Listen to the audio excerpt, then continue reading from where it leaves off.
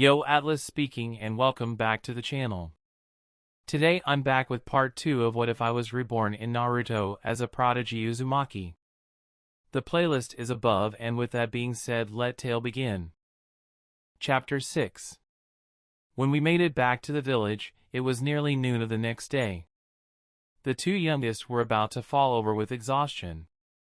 I should have been tired as well, but considering part of Sakumo's training had consisted of functioning when exhausted, combined with a trick I had devised by combining theories from my world and medical ninjutsu of this world, I could theoretically stave off the need for sleep indefinitely.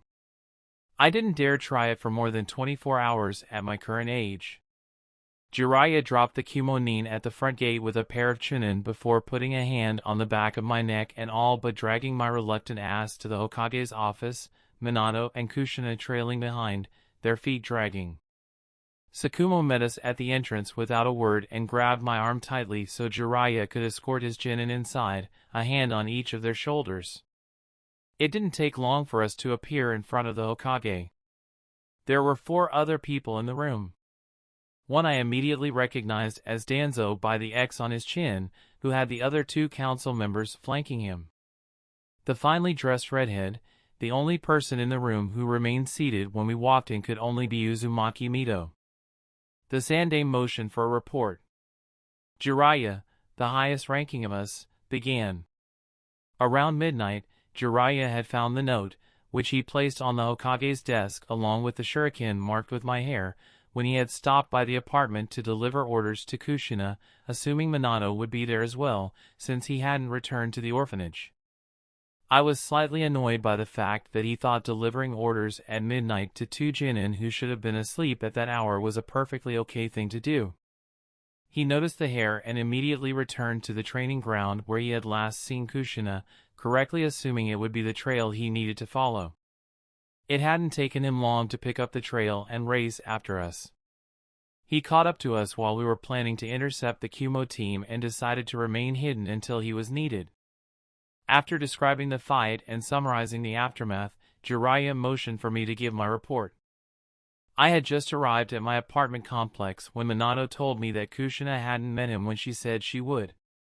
He said he had gone to look for her and found her scroll with some of her favorite things sealed inside on the training ground.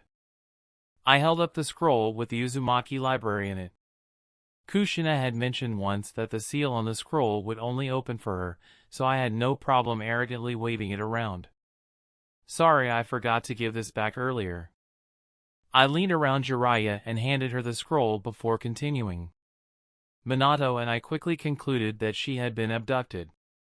By that time, her position had been unknown for nearly an hour. I wrote the note and left it on my door while we went to see if we could find a trail, which we did. Why didn't you raise an alarm? The Hokage asked sharply. With all due respect, Saru. Sakumo's hand tightened in warning. Sandaime-sama, I amended, pointedly looking in Sakumo's general direction before turning my attention back towards the Hokage. At the time this occurred, I had been a genin for less than a day, and my team leader had not had the chance to tell me how to raise said alarm, considering the first day on a new team is traditionally spent on introductions, ability assessment, and getting an idea of which team formation would be most effective. Pre-genin are not taught how to raise the alarm for a security breach for a reason. Why didn't you report the situation to the nearest shinobi? There were no shinobi present. Our apartment is on the edge of the village, far removed from the shinobi paths. Very well, continue. Minato and I found the trail of hair Kushina had left behind at her and Minato's team training ground. Standard procedure dictates immediately reporting MIA teammates to the nearest superior officer. Why didn't the 2 of you report when you confirmed your teammate to be MIA? Danzo interrupted, addressing Minato with a small amount of killing intent. The kid stumbled backwards under the unexpected pressure, though part of it might have been exhaustion. I jerked out of Sakumo's grip and stepped between Minato and Danzo, my arms and legs spread in a defensive position. First, as a certified medic, I am automatically a ranked shinobi and I am Minato's superior officer. He did everything by the book, so you can't rip into him for anything. Second, it had been less than an hour since Kushina was last seen. Officially, she couldn't be considered MIA for another 5 hours. Third, while inside the village, the standard procedure for individuals unaccounted for is that the closest superior officer is to attempt to locate the individual. There is no procedure for when that attempt takes said officer out of the village.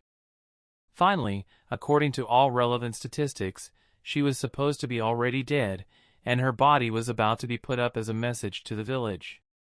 Orphan Jinin aren't kidnapped for ransom, information, or as leverage, and if there was something special about her, procedure dictates that I, as her immediate family and potential leverage against her, should have known the instant it became relevant or when I started training to be a shinobi. You have absolutely no ground to be issuing threats or accusing me or Minato of breaking protocol, councilman. Control your Jinin. Danzo barked at Sakumo. Control your advisor. I barked at the Hokage, but my eyes never left Danzo and I made sure to only include him in the angle of my body. It was a testament to the fact that I was right that Sakumo didn't move on Danzo's order. He signed at me behind his back, telling me to be respectful. Jinin, normal? The Hokage asked Sakumo in the standard sign language. I nearly missed the message, it was so fast and practiced. Normal. Sakumo confirmed. Good to know no one messed with my mind, but I could have told them that. I was very proud of myself for not even raising my voice. Stand down, Uzumaki, Sakumo ordered. I straightened and stepped back into my position beside him. May I finish my report, Sandame-sama? I could speak politically if I wanted to. The Hokage gestured permission. After discovering the trail of hair, I began to add to it with my own as we followed it to the village wall. It was there that I deliberately set off every security measure I came across, which totaled to 13 different seals meant to prevent any unauthorized individual from entering or exiting. They didn't do a damn thing. How did you know the purpose of the seals? The Uzumaki woman asked suddenly. I lived in Uzushiogakure for over 7 years where nearly every surface has a seal of some sort on it. It's a simple thing to identify the exact same seals that covered every entrance and exit of the orphanage I grew up in, Uzumaki-san, especially when the same hand made them. Your hand. The room tensed. She hummed, satisfied. You're your parents' son. She exchanged a meaningful glance with the Hokage. Continue with your report. I dismissed the comment and continued. When the seals did nothing, Minato and I continued to follow the trail as fast as we could. Eventually, we came upon the team with Kushina. The rest went exactly as Jiraiya-san described. Minato-kun, do you have anything to add? The Hokage asked kindly. I do not, Sandame-sama. Kushina-chan, please give your report. Kushina stammered through retelling how she had gone back to the training ground to get her favorite kunai she had forgotten after her team meeting, and when she had gotten there, she saw something strange in the trees. Once she recognized the Sakumo Hatake that had tried to run towards the village, but she tripped and accidentally dropped the scroll in the pile of leaves she landed in. Once she realized the ninja were abducting her and not trying to kill her, she started pulling out her hair to make a trail. For a while they carried her as they ran, but once they were far enough away from the village without any sign of pursuit, they arrogantly decided to slow down. She finished with the fact that they used signs to communicate and never spoke until I appeared in the path. Thank you, Kushina-chan, Minato-kun. You are dismissed. Go home and get some rest. I started to follow them. Kichiro-kun, please stay. Jiraiya, would you escort them home, please? Jiraiya nodded and escorted his team out the door. Kichiro-kun, as the only present medic, were there any injuries? Kushina had a few ribs with green stick fractures, which I fully healed on site, as well as a few scrapes and bruises, all of which will heal in a few days. Everything aligned with her report. The cracked ribs likely happened while she was being carried, and the scrapes and bruises are consistent with several falls, though some were from earlier in the day. Minato and myself are uninjured, but I was not able to confirm Jiraiya-san's health. Shimura-san, Mitokado-san, Yutane-san, you are dismissed. The council nodded and left. Hatake-san, please wait outside. I shifted uncomfortably as Sakumo left. Sit down, Kichiro-kun, Mito invited, gesturing towards the chair. Warily, I sat on the edge of the seat. Are you aware of why your sister was targeted? The Hokage asked. Officially, no, I am not. Unofficially? Unofficially, I can make an educated guess on the matter based on information that has been given to me. When I didn't elaborate, the Hokage prompted, what is that guess? The Uzumaki clan members generally have an abnormally long lifespan, exceptional vitality, and chakra reserves comparable to the Senju and Uchiha clans, which gives them a significant advantage on the battlefield. Whomever controls the remnants of the clan hold the potential to build a second Uzumaki clan, bred specifically for frontline combat, which they are naturally suited for, rather than as the seal masters they had become. The orphanage where the other surviving Uzumaki children live is guarded by Chunin. I am almost always in the company of at least one Jonin between my work at the hospital and training with Hatake-san. Kushina spends the majority of her time with her academy classmate. She was the ideal target. You are much more intelligent than your age suggests. Yes, Sandame-sama, but you have not asked me to remain behind in order to hear a Jonin's theorizing. You want to tell me something. What is it? I believe your exact words were, if there was something special about her, procedure dictates that I, as her immediate family and potential leverage against her, should have known the instant it became relevant or when I started training to be a shinobi, correct? Correct. Then I believe I owe you an explanation. I bit back the smartass response on the tip of my tongue. The Uzumaki clan has all the attributes you described, but there is one that is not as well known. Uzumaki chakra is especially suited for controlling the tailed beasts. At this, Mito's chakra flared. I wasn't an exceptional sensor, but I was good enough to confirm a second chakra signature beneath Mito's when I concentrated. The Hokage studied my response. You are not surprised by this. I already knew, I responded cheekily, but with a completely serious expression. Why haven't you mentioned before? You never asked. You did ask if I knew why my sister was targeted. I have no way of knowing the intentions of another country, and I have no reason to suspect that Kumo has a tailed beast they need to be contained, thus it wasn't relevant to your question. Am I correct in assuming you are not being completely straight with me? He suggested, an edge in his voice.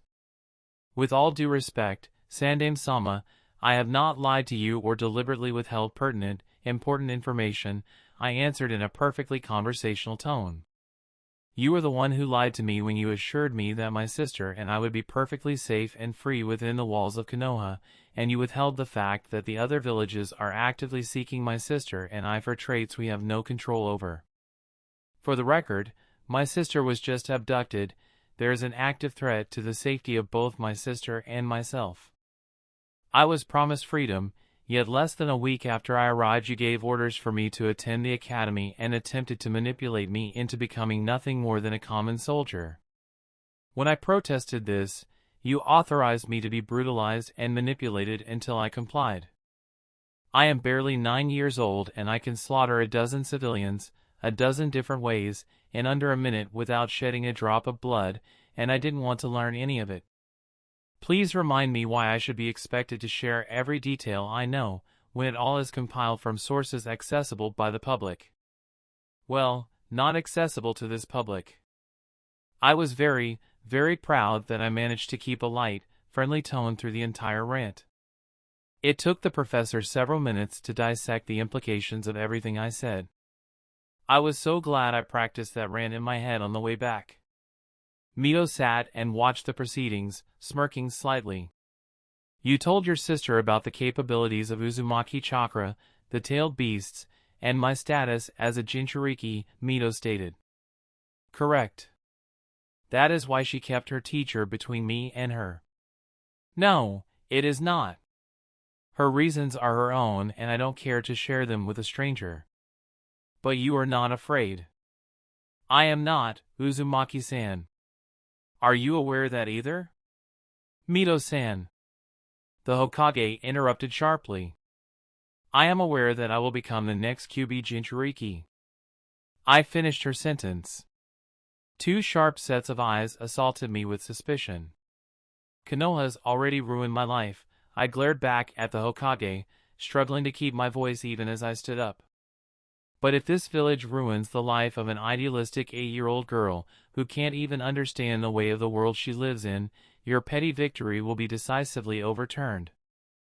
I let my words sink in. Mito looked away from me and focused on the Hokage with a smirk on her face. I had already won. I could feel it. I don't trust you, the Sandaime said bluntly. I don't trust you either, I responded. See? Honestly and forwardness isn't near as difficult as you thought it to be. I am very aware of what I just threatened, Sandaime-sama, but I wholeheartedly meant every word I said. I knew I was going to get in a ridiculous amount of trouble from Sakumo once he found out that I mocked the Hokage, but the expression on the Sandaime's face was completely worth every second. A long silence punctuated my declaration.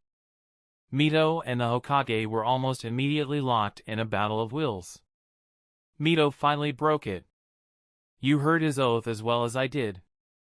As long as you remain honest with and loyal to him, he will return the favor. Mito stated, unwavering. The boy hates murder, but he loves justice. He may not be able to see the kind of shinobi you can be, but he knows exactly what kind of person you are. I will add your requested seal, but if the boy is lied to or betrayed, it will break. For as long as your will is stronger than his, you will have control. Do not abuse your authority. That is your one and only warning, Mito finished. I had beaten them both. I knew it, the Hokage knew it, Mito knew it, but I still lost. I had gotten what I wanted, sure, but I couldn't win. Mito stood up and reached towards me. I jerked away from her, terrified and disgusted, but two ANBU appeared on either side of me and held me tightly by the arms. I looked at the Hokage one last time, but he couldn't meet my eye. I didn't struggle, it was no use and would only destroy the little dignity I had left, but I couldn't find the strength to lift my head as the ANBU forced me to walk. Kichiro? Sakumo asked cautiously. I didn't respond. I couldn't even flinch as the door banged open like the sound of a gunshot. What the hell happened to that kid? Sakumo roared before the door slammed shut. I couldn't bring myself to appreciate that Sakumo cared. The ANBU followed Mito down hundreds of stairs, so deep that my ears popped several times on the way. At the very bottom of the staircase, Mito continued while the ANBU turned into a small room and led me to sit on the low bed. They took my kunai pouch and sticks first, which was basically the entirety of my shinobi supplies, and placed them on a table at the foot of the bed. Next, they took off my shoes and shirt. You don't deserve this, kid, one of the ANBU said while he unclasped the necklace with my key from around my neck. But it doesn't change a damn thing, does it? I murmured back as he pulled the knot of my hataite loose and laid it atop the key. I was dressed in nothing but my shinobi trousers as they led me out of the room and down the hall. Mito opened a heavy stone door. Inside, the walls, ceiling, and floor was covered with ceiling lines. In the center was a stone table. They laid me on it, face up, and locked my wrists and ankles in place. Stay strong, kid, the ANBU said before they both left, the door swinging closed like thunder, leaving only me and Mito in the room. I closed my eyes. Are you ready? She asked. You're the one who will be signing away your life. I don't see why my answer to your question would make any difference. I heard an ink bottle opening before Mito's hand wrapped around my left wrist and peeled open my fist. Soft enough that I barely felt it, she drew a seal on the palm of my left hand, then my right, followed by one on my forehead, the soles of both my feet, and then my sternum. One by one, she laid her palm over the first 5 seals and sent a tiny, measured burst of chakra into each of them. She laid her hand over my sternum. I know what I think doesn't matter at all to you, but I am sorry. Her chakra rushed through her hands and into the seal, which automatically connected to the other 5 she drew. I clenched my jaw tightly to avoid screaming as the seals burned themselves into my skin. That was the first seal. It allows the Hokage to force you to carry out nearly any order he gives you. As long as he is honest with you and does not knowingly and deliberately act for your detriment, the seal will remain. If you attempt to directly disobey orders or carry out any kind of sabotage on them, the seal will stop you. I know you're a rebellious kid. You like pushing the limits. As long as you don't cross any lines, you can say or do whatever you like. The Hokage is now the master of you as a shinobi, not you as a person. I turned away from her. I didn't care. Without another word, she began to draw the seal for the kyubi on my stomach. A few minutes later, she finished. She laid her hands on the seal and activated it. The actual transfer of the kyubi was both burned into my memory and burned out of it. I remembered the feel of the kyubi's incredibly dense and pervasive chakra filling the room, but nothing else until the transfer was complete and the door popped open with the sound of a Pillsbury register can being twisted open. Through my barely open eyelids, I watched as the Hokage entered first, wary. He pressed 2 fingers against my neck and I jerked away from his touch, my throat raw and painful. The boy is alive, the sealing was successful. What about Mio-san? She's dead, and Anbu responded emotionlessly. Take care of the boy, get him whatever he needs. I need him ready to go back on the field as soon as possible.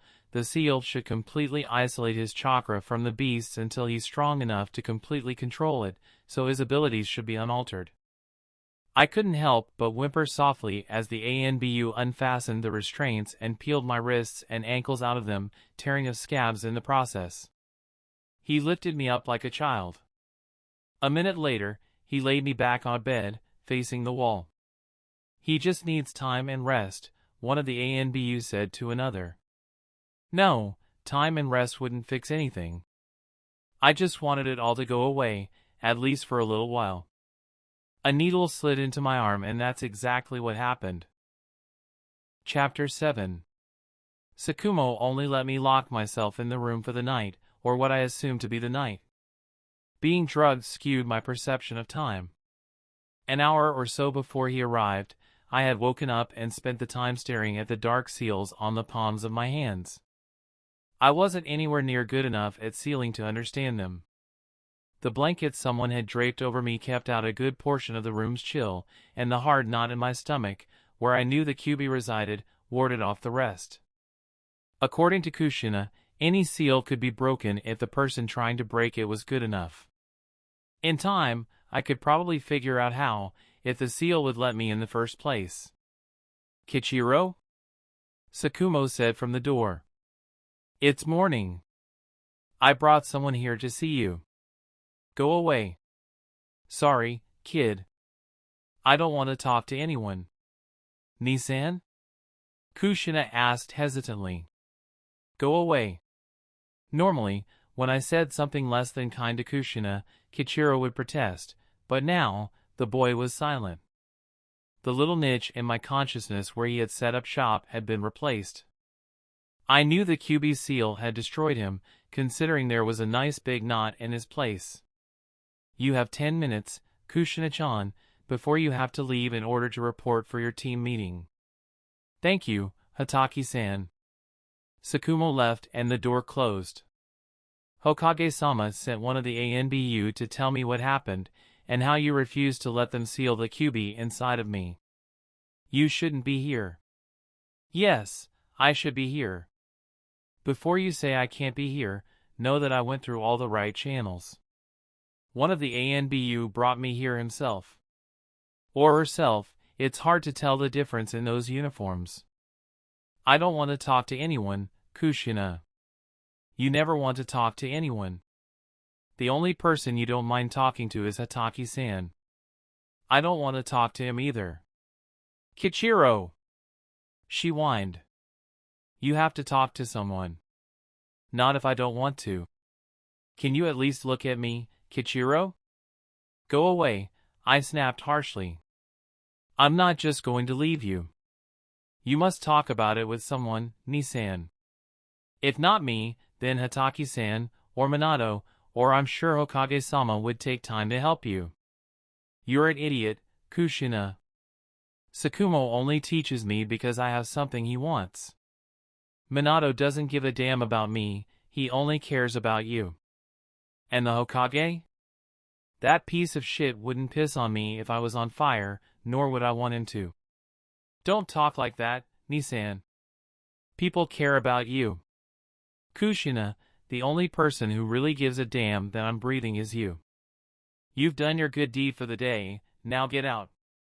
I rolled onto my stomach and covered my head with my arms. What's on your hand? Kushina demanded. I clenched both hands to hide the seals. Kichiro? Get out, Kushina. Look at me, Kichiro. Please, get out. What happened, Nisan? She begged, pulling at my shoulder. Go away! I shouted at her. I'm not going anywhere, you're hurting, Nisan, I can't leave you like this. Minato will cover for me and Sensei will understand. Just go, Kushina. I'm not going anywhere. Get out! I screamed. For the briefest of seconds, I felt the Kyuubi's chakra begin to slip from the seal. The door banged open. Kushina, go report to your team, that's an order, Sakumo said harshly. She hesitated, her hand tightening around my shoulder, but obeyed in the end. When her footsteps faded, Sakumo slammed the door. What the hell are you thinking, yelling at your sister like that? She's not my sister. You haven't meant that for years. Sakumo grabbed my arm and dragged me out of the bed, my knee struck the table at the end of the bed. Get dressed. I remember what you told me about Madara, and if you think the fact that the Kyuubi is sealed and you will just stop his plans, then I guess you aren't as smart as I thought. He slapped a pair of black fingerless uniform gloves with metal plates on the back and patting around the knuckles down atop my sandals. I flinched. I know exactly what the Hokage is responsible for, kid, and I don't give a damn how you feel about it because I know you don't want me to. The team needs to see how well you fight and you need to see how they fight. We have a mission on the warfront in exactly a week. The Hokage is letting me out of the village? I snorted in disbelief. You're a medic, kid. Every capable medic nin is out in the field except you right now. Jiro and I are the only jonin in the village. We are fighting a war on several fronts now, so the least you can do is make sure more of us can come back alive. It will be at least a year before the seal weakens enough to allow any of the Kyuubi's chakra to escape, and it will take several years before it can mess with your own control, so long as you can keep your emotions under control, which I know for certain you can. Now, get dressed. At that, I found the resolve to pick up my Hatake and put it on. Satisfied, he left and I followed 5 minutes later, pulling the gloves on and clenching my fist with resolve. I had promised I would keep Kushina, Minato, and Sakumo alive years ago. I swore to myself I'd never forget that promise again. Unfortunately, my self-control was tested the second I stepped onto the training field for the team meeting. Saburo marched up to me the second I arrived. You are responsible for the death of Uzumaki Mito. I glared up at him. I am not. She was responsible for her own death. Yet you're the Jinchuriki, Uzumaki, not her. If you have an objection, take it up with the Hokage, not me. It was a decision made between him and Mito. I had no choice in whether or not the Kyuubi was resealed. That's enough, Nara. Sakumo stepped between us before Saburo could respond. If you have a problem with my student, you take it up with me, not him. The two glared at each other, but after a minute, Saburo stepped back. "Inazuka, you and Takumi against Shimizu and Nara. Uzumaki and I will watch. Nothing above B rank." The two faced off and Sakumo pulled me out of the way. It didn't take me long to figure out their styles. There was a reason they were put together. Most teams consisted of 3 chunin and a jonin. Generally, the only time there was more than one jonin on a team was when a chunin was promoted and the team decided to stay together and start taking higher rank missions proportional to the team's skill and rank. This team could probably take any A rank and come out just fine. It took less than 2 minutes for Jiro to incapacitate Saburo and Arata. I wasn't surprised when Saburo was knocked out by Jiro's well-timed backswing. The Inazuka was only a year or 2 younger than Sakumo, and Saburo was no older than 16. With a complicated flip and the clever placement of an explosive note by Takumi, Jiro managed to lock Arata in a full Nelson until he conceded, which only took a second. Sakumo nudged me after the fight concluded and gestured towards Saburo. "No Jinjutsu, Uzumaki," he snapped as I placed my hand on the Chunin's forehead. "Talented Jinin," Jiro grunted. "Thanks," I answered. "You turn your toe in when you kick and it offsets your balance. Think you can do better?" he challenged. "He can't, he has the exact same habit," Sakumo slapped the back of my head. A second later, Saburo woke and slapped my hand away from his forehead, then shoved me backwards. I snarled and Jiro grabbed my collar before I could retaliate. "Shimizu, you're up against Uzumaki." Jiro deposited me in the center of the training ground like a naughty puppy. "Why Shimizu?" Jiro asked. "You'll see," Sakumo responded. "Nara is closer to his skill level. Nara is under Uzumaki's Jinjutsu." The kid thought he'd be facing Saburo as well. Jiro raised an eyebrow. "Sneaky kid. Not once you learn his tricks." "How good is he at Jinjutsu?" "He only knows one, and made up another.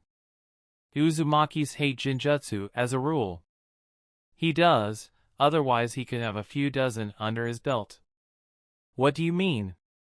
"You know, I can hear you," I interrupted. Sakumo rolled his eyes. "You have a fight to lose." "Hey!" I snarled at him. "I'm not that bad." "You're a Jinin," Arata snorted. "Jinin suck as a rule." "You're on," I hissed and settled into my Jinin stance, a purposeful bastardization of the Konoha Taijutsu style. "Exactly, you can't even stand properly." I didn't wait for Sakumo to officially start the match.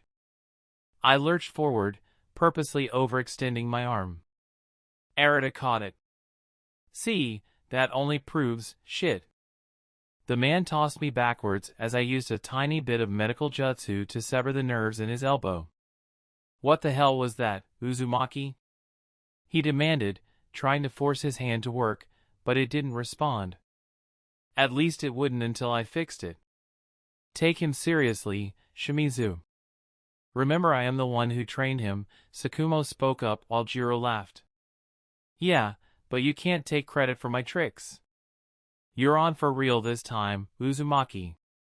I used Kawarimi to land in one of the trees to escape Arata's attempt at a Jinjutsu. A single hand seal later, a jet of water appeared between us. 3 kunai flew through it as I replaced myself with a log across the clearing, only to yelp as I set off a trap I never noticed Shimizu setting and replaced myself again, but not after I managed to set my own trap. Across the clearing was my slacklining rope, just high enough to be out of Arata's reach. I ran into the center of the clearing.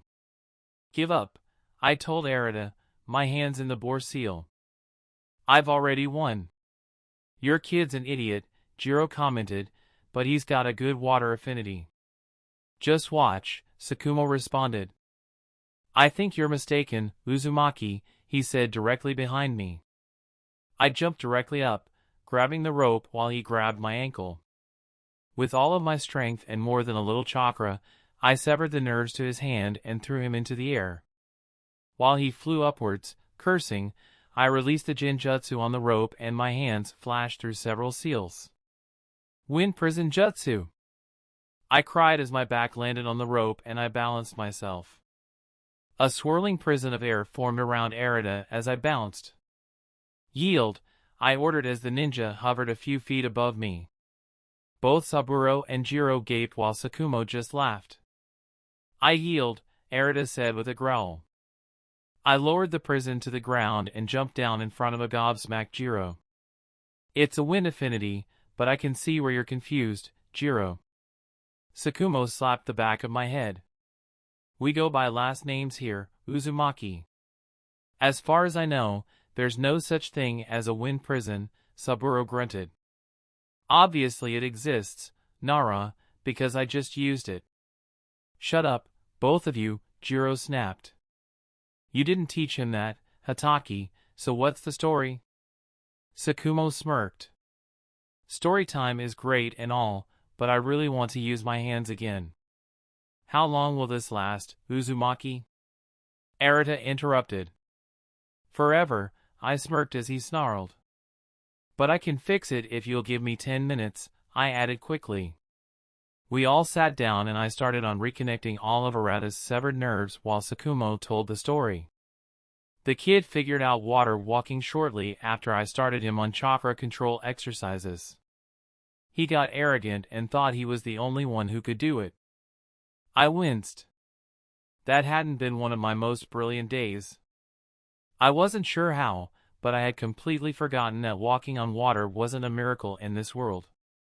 He dared me to catch him if I could and went out into the middle of one of the lakes. I was already ticked off that he had ditched training to experiment on his own, so I shined out there faster than he could see and trapped him in the water prison and told him if he could get out before sunset I'd start teaching him jutsu, and if he couldn't, there'd be no ninjutsu for the next year. I figured out how.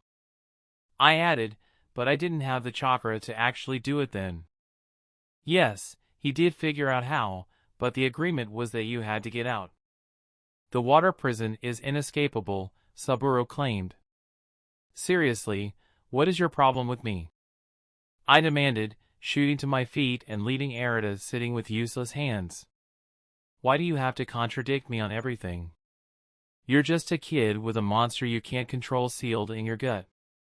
I can control the QB just fine. It's going to escape and destroy everything and it's all going to be your fault. First, the QB is not in it, he is a he. Second, I couldn't loosen the seal right now if I tried, so the QB isn't going to be escaping anytime soon. Third, on the very small off chance that the QB does escape, it won't be my fault, because I didn't choose to have the QB resealed. What would you know? You're just a whiny brat. Ad hominem now? Are you trying to discredit yourself? Faster than I could see, Saburo lunged forward and punched me in the nose. My head whipped backwards and I barely managed to block a second strike to my face, only to have his foot swing around and connect with my ribs. I reinforced them with chakra so they wouldn't break, but it still knocked the wind out of me. I wasn't bad at functioning through pain, per se, but it was one aspect of my training that Sakumo had been reluctant to address. It was a skill generally taught to new Chunin, not pre-Jinin. Considering my body was still developing, it was far too easy to cause an injury and it accidentally heal wrong then create a permanent problem. I blocked a second strike to my head and leapt over a low kick, only to have another foot come out of nowhere and catch me in the stomach. I took the opportunity to stumble back as far as I could. Jiro, Takumi, and Sakumo had shadows tying them in place and looked terrifyingly furious about it. Arata was unconscious, thus I was completely on my own.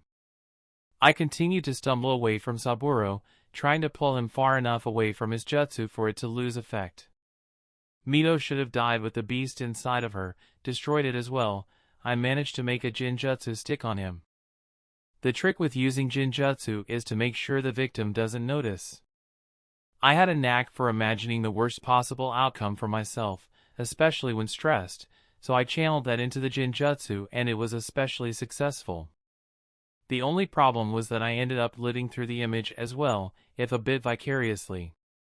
I had figured it out by accident, so it didn't exactly have a name yet. In the image, I missed blocking one of Saburo's strikes to my head. With a laugh and a handful of obscenities, he slit my throat, which was disgusting and terrifying. The Jinjutsu didn't manipulate him, specifically, just specific aspects of his surroundings. I moved the images of the test of the team a few feet forward and to the right, just in time, because Saburo threw 2 kunai that would have gone through Arata and Takumi's head an instant later. I felt increasingly sick as I watched him march up to Jiro.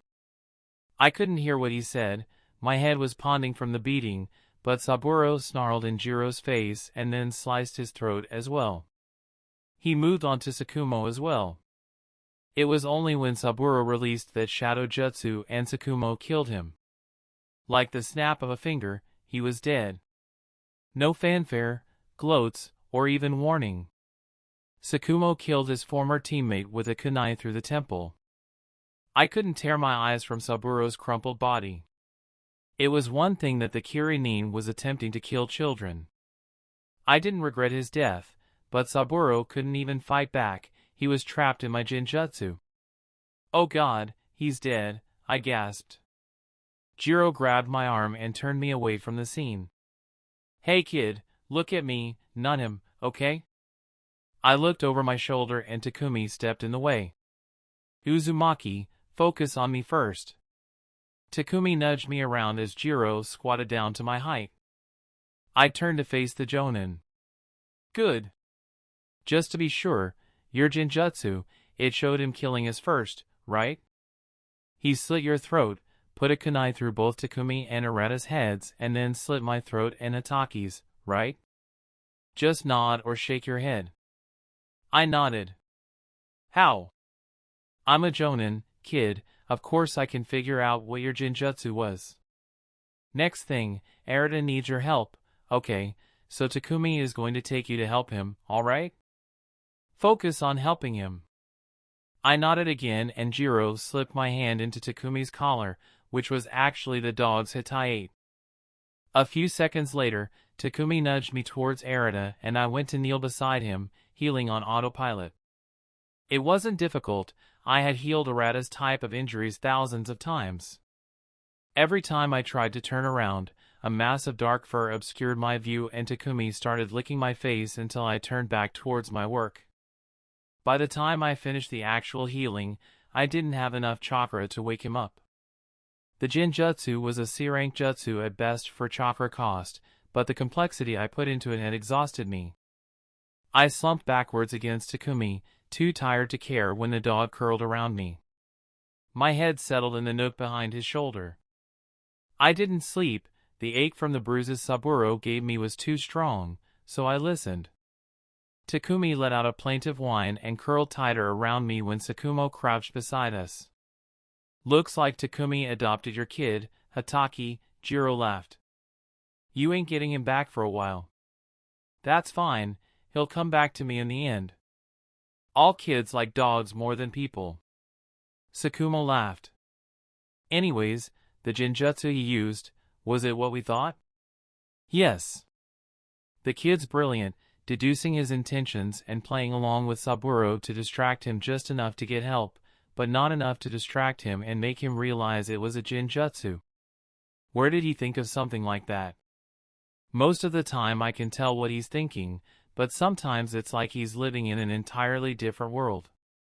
Hell, if I know what's going through his head then. Right. I'm assuming Saburo was right about him being a Jinchuriki. Yes. My body may have fallen asleep, but my mind was perfectly alert. You were supposed to be debriefed on the situation last night with the other Jonin. Sum and Kuramura fell ill last night, so only Takumi went and we never had a chance to talk since it's classified and they were both up all night. Are they fine now? They'll be fine in a few days, nothing time won't fix. I'm more worried about her Jinin team. They're set to leave the same time as us and unlike Kichiro, she hasn't had her nerve tested in an actual fight. She's still asking to be apprenticed to someone. Apparently her entire academy class trembles in fear of your student and she wants that kind of fear associated with her name. You want to apprentice her to a jonin, don't you? She's good enough to have been apprenticed, but I wanted her to be on a Jinin team because I thought the peace would last until she was a Chinin. And most apprentices are left in the village during war to preserve the styles of their master. Exactly. It was a bad call. Don't beat yourself up over it, we both know her Jonin-sensei and he'll take care of her. Besides, I made a bad call not moving Saburo to a different team when Kichiro joined. We suspected him of being a traitor and I never should have risked any Jinin like that. Everyone makes mistakes. Hokage-sama put our team together to be sure of Saburo. Are we still staying a team? Yes, we're a mobile support unit. So we won't be back at all for a few months. Not unless one of you dies or is injured beyond Kichiro's ability to heal. Which is highly unlikely, at least for our team. It is. You were on the front lines in the last war, right? I was. You were just barely young enough to be kept from the front lines. You hated it. I did. And now, you're going back. I am, but now, the difference is that I'm not fighting for myself. I don't have to prove my strength to anyone. I'm fighting for others, something bigger, someone tangible. Sakumo's hand settled on my head, then it was gone. Come on, let's take care of our real teammates. Takumi whined again as Sakumo picked me up. You have your own pack at home, no need to adopt every single stray you meet, Sakumo scolded the dog. Inazuka, take Shimizu home, Uzumaki would have said something before passing out if he hadn't finished healing. Go home yourself, be with your family. I have a feeling we're going to be leaving sooner than scheduled because of this incident. Chapter 8. Sakumo dropped me off at my apartment where I spent the rest of the day sleeping for real. In the middle of the night, I woke and found a note Sakumo left on my table that said our team was leaving the next day, early in the morning. I was very glad that the people who ran the shinobi shops were all former shinobi and the only time their shops were closed were during festivals. Kushina never came home that night, which wasn't unusual. Sometime in the past week, Minato had been dismissed from the orphanage in light of his pending shinobi status. If it wouldn't have been so awkward, I would have just suggested he move in so I didn't have to check the training grounds in the middle of the night to make sure both of them made it somewhere safe for the night. I packed up everything I needed for my extended mission and placed it in a small bag on the table. Frankly, it was nothing more than a handful of items, a change of clothes, a tiny kit to patch them up if they ripped, a cloak to sleep under. Tents were a big shinobi no-no because they restricted movement in case of an ambush, a medikit, and a water canteen. I laid my sticks beside my bag, as well as my kunai pouch, in which carried senbon instead of kunai. Thanks to some clever sealing by Kushina, I could fit as many senbon as I could afford into my kunai pouch, which was a few thousand, considering the standard price of senbon was ridiculously low. In my opinion, the shop owner, though he could lure me in to buy more sharp pointy things if it seemed like he was willing to offer great deals. Kushina and I were two of his more regular customers, though Kushina only ever bought sealing supplies and a few kunai while I only bought senbon. Most shinobi tried their best to avoid creating any habits until they were strong enough to defend against an attack while participating in said habit. At the same time, old habits die hard. In my old life, I was the oddball that operated on a cash-only basis, unless it couldn't be avoided. I never knew why I got into the habit, but I just did. So, every time Kushina and I received the monthly orphan stipend and I received my rather substantial pay from the hospital, withdrew the money I would need it from the bank to pay bills such as the rent and utilities, then divvied the rest into 3 jars, which Kushina stuck into a secure storage seal in the back of the fridge. One was for food and the rest was split evenly between 2 jars as spending money for the 2 of us. Both of us were rather frugal spenders, so even though I never actually looked at the account balance, I had a feeling it was significant. The village had an impressive credit system, but I didn't use it and Kushina didn't understand it well enough to utilize. I pulled out my jar and put some of it in a small money pouch for the mission and dropped it into my pack. About half of what was left I shoved into my pocket and what remained went into Kushina's jar. I certainly wouldn't need the money considering I'd probably be roughing it for most of the remainder of the war. I wrote down the access information for the bank account in case Kushina forgot, stuck the paper in the top of her jar, and shoved everything back into the fridge. With part of my money in my pocket, I set out to my frequented shinobi supply shop to buy as many ration bars as I could carry. "You're a genin now, aren't you, Uzumaki?" the shop owner said as I walked inside, without looking up from the ledger he was writing in. I stood on tiptoes to see over the counter and placed my money on it. "I'm heading out to the war front tomorrow. I need the indefinite mission package of rations and a standard mission set of senbon. Genin aren't allowed on the war front, kid. I'm a medic. We go where needed, regardless of rank. I'm not trying a sales pitch this time, kid, but you need more than senbon and rations for a mission out of the village. I have everything I need. Do you have wire and at least a few kunai? I don't need. You need at least a few blades, kid, especially since you're a genin. You can't use your senseis all the time like in training. Medic, I'm a medic. Do you have your kit and a change of clothes? Yes. A mat and blanket. I have a cloak. Canteen, bowl, and chopsticks? Canteen, I have, but why would I need a bowl and chopsticks? You can't live off rations, kid, trust me, you'll get sick of them very quick, and I can't picture you eating your food off the ground. The man placed a small metal bowl on the counter with a pile of rations and 2 rolls of senbon, then took part of the sum I had dropped on the counter. Consider it a first mission discount. He added 3 kunai and a spool of ninja wire to the pile of goods.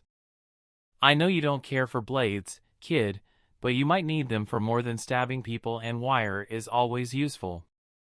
Come back alive. If not for me, then for your sister. My business might be able to survive without your senbon obsession, but your sister won't, and I won't survive losing her sealing obsession." We shared a wry smile as he swept everything into a paper bag and handed it to me. I was about to leave when he finished. "And take that extra money with you on your mission. You never know when you might need it. The bowl is also a convenient place to stick your money in canteen, just a tip." I nodded once and dashed out the door. In 5 minutes, I was back home and finished packing. I ate a little and noticed that I had about 2 hours left before I was required to meet up with the team. I knew I couldn't leave without apologizing to Kushina. So I knocked on Minato's door, my mission supplies slung over my shoulder. He answered and stepped outside, obviously unhappy with me. "You make Kushina-chan cry," he told me bluntly. That was one of the reasons I genuinely liked the kid. He said things as they were and expected everyone around him to do the same. "I know. I want to apologize. May I please?" He studied me for a long minute. "Kushina wasn't crying because you were mean." I raised an eyebrow skeptically. "Really? She was angry you wouldn't tell her what is wrong." "Well, it's all better now." Liar. Scratch that, his bluntness was one of the reasons I didn't like the kid. I have less than 2 hours to report for a mission on which I could be out of the village for several years. Please allow me to speak with my sister. Finally, after some contemplation, he stepped aside. "I'm going for a walk. Kushina-chan is working on a project for Sensei, so she's real tired." He opened the door for me and left. I entered the boy's familiar apartment and left my bag by the door. "Kushina?" I called into the apartment. "Nisan?" She answered. After a second, she appeared from the main room/kitchen area. She gestured me towards her and vanished inside the room. I followed, dancing over the miscellaneous items scattered in the entryway. Kushina sat in the center of the floor, a ceiling array spread out in front of her. I sat down at her side and squinted at the seal. I wasn't great at sealing, but I knew more than the average ninja.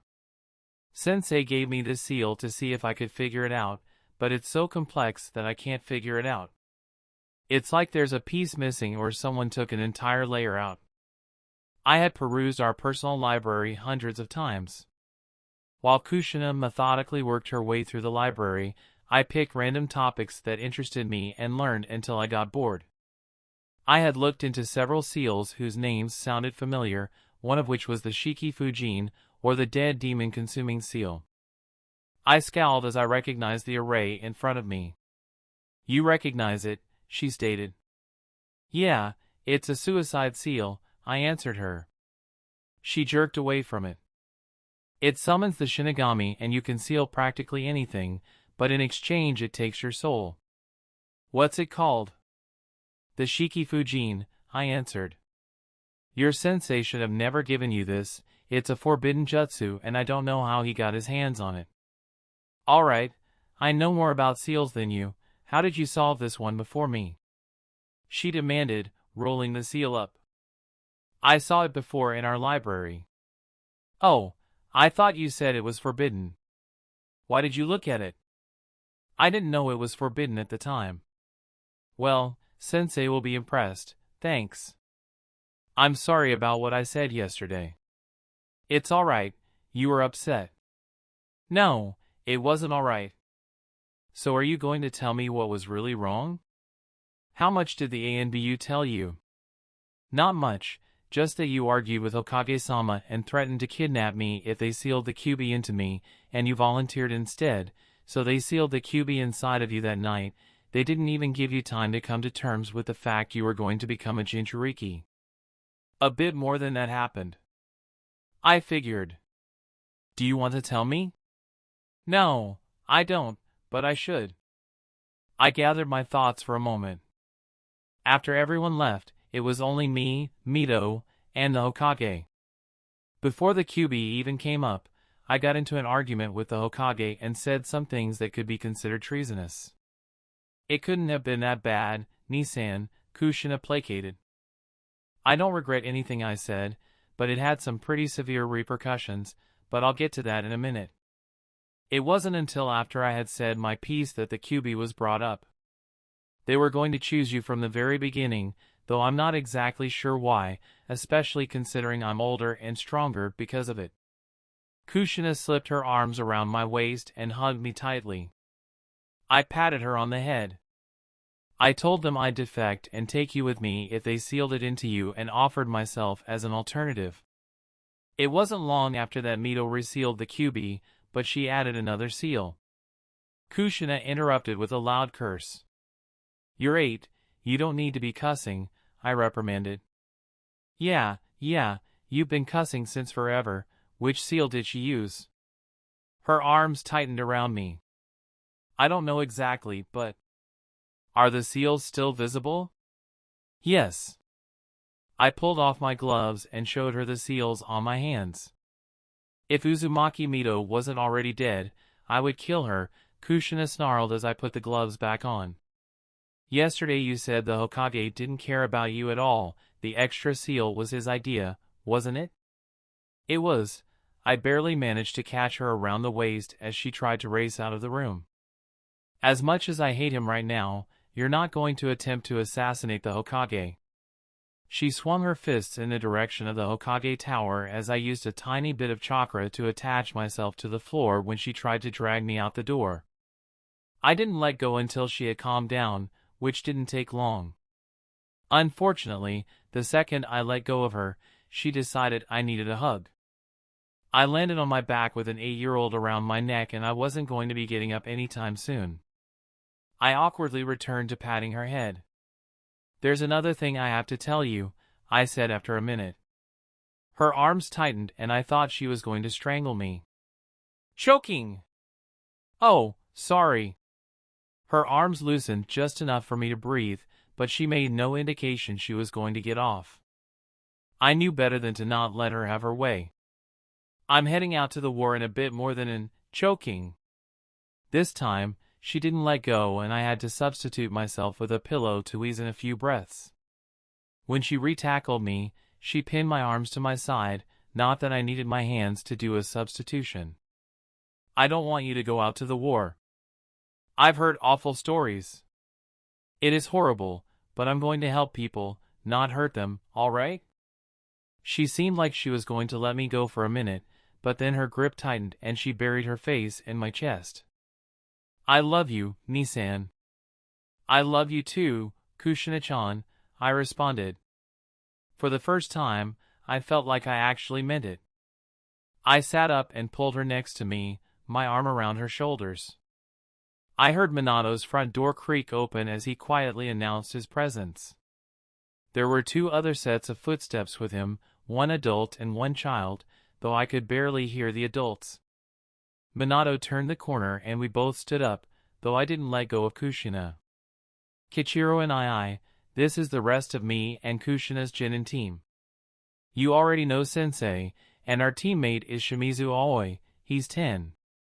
Uzumaki Kichiro, I introduced myself politely.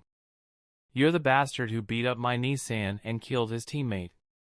There was a very awkward silence following that statement. Is insulting whomever you speak with a family trait? I asked calmly. Aoi glared at me. I guess you're consciously insulting then. For the record, your brother is a Tokubetsu Jonin and I'm a Genin medic. Make it a lesson not to ever underestimate your opponent and to know your opponent can set traps as well. As for the teammate, he tried to kill the entire team, including your brother. He got what was coming to him. Kushina-chan, I don't like your brother, always said bluntly.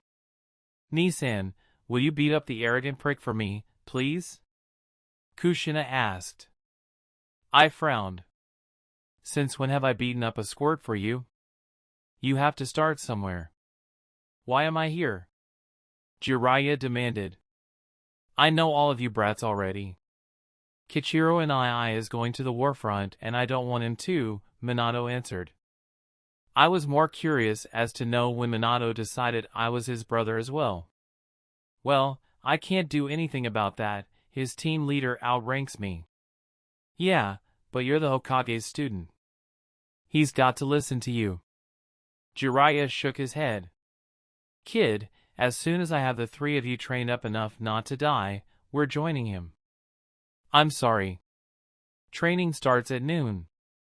He left and Aoi followed him.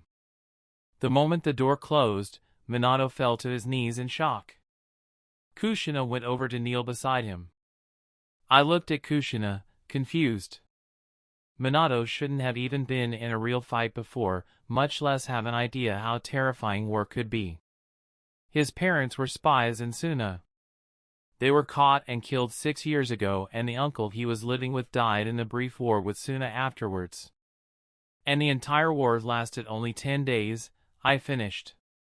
In my old life, I worked in the Army Communications, but I only used that job title so no one freaked out when they saw me in uniform because I was actually a casualty notification officer at the height of the Afghanistan war.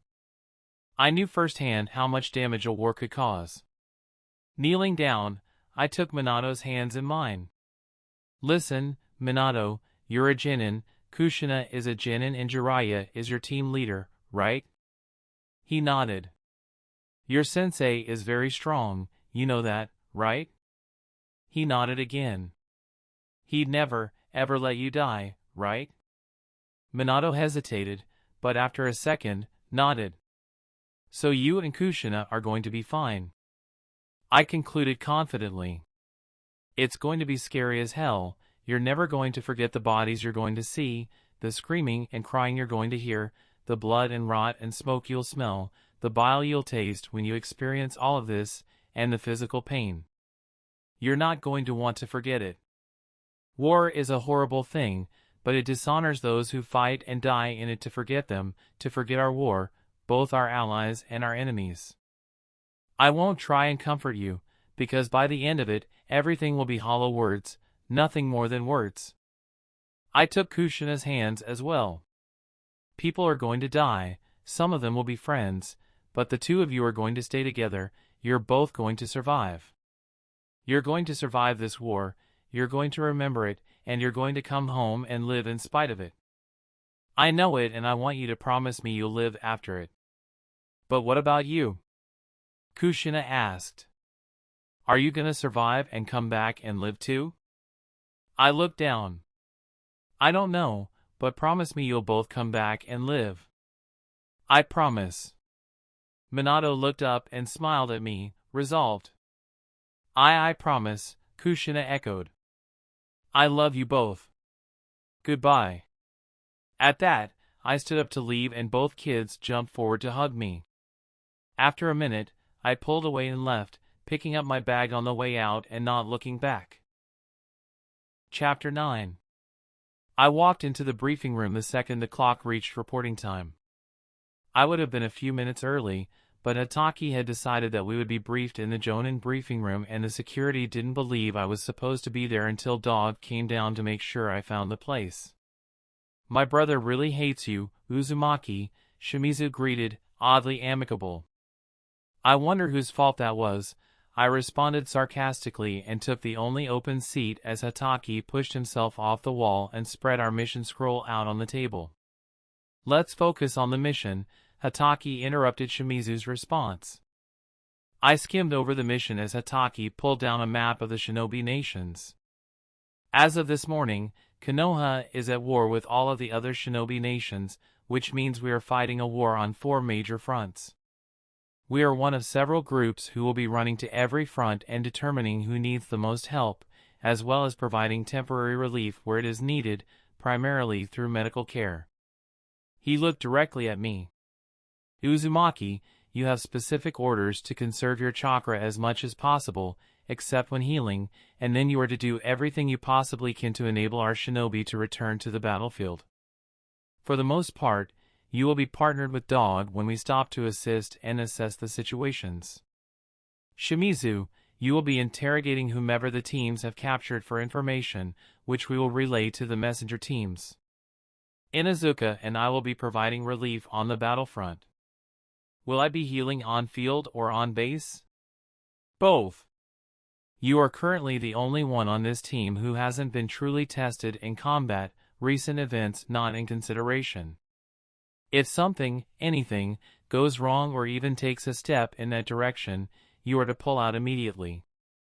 Every country is fighting on multiple fronts, but Konoha has 4 while the other countries have 2 at most. Kumo could potentially have 3 soon, but that isn't certain.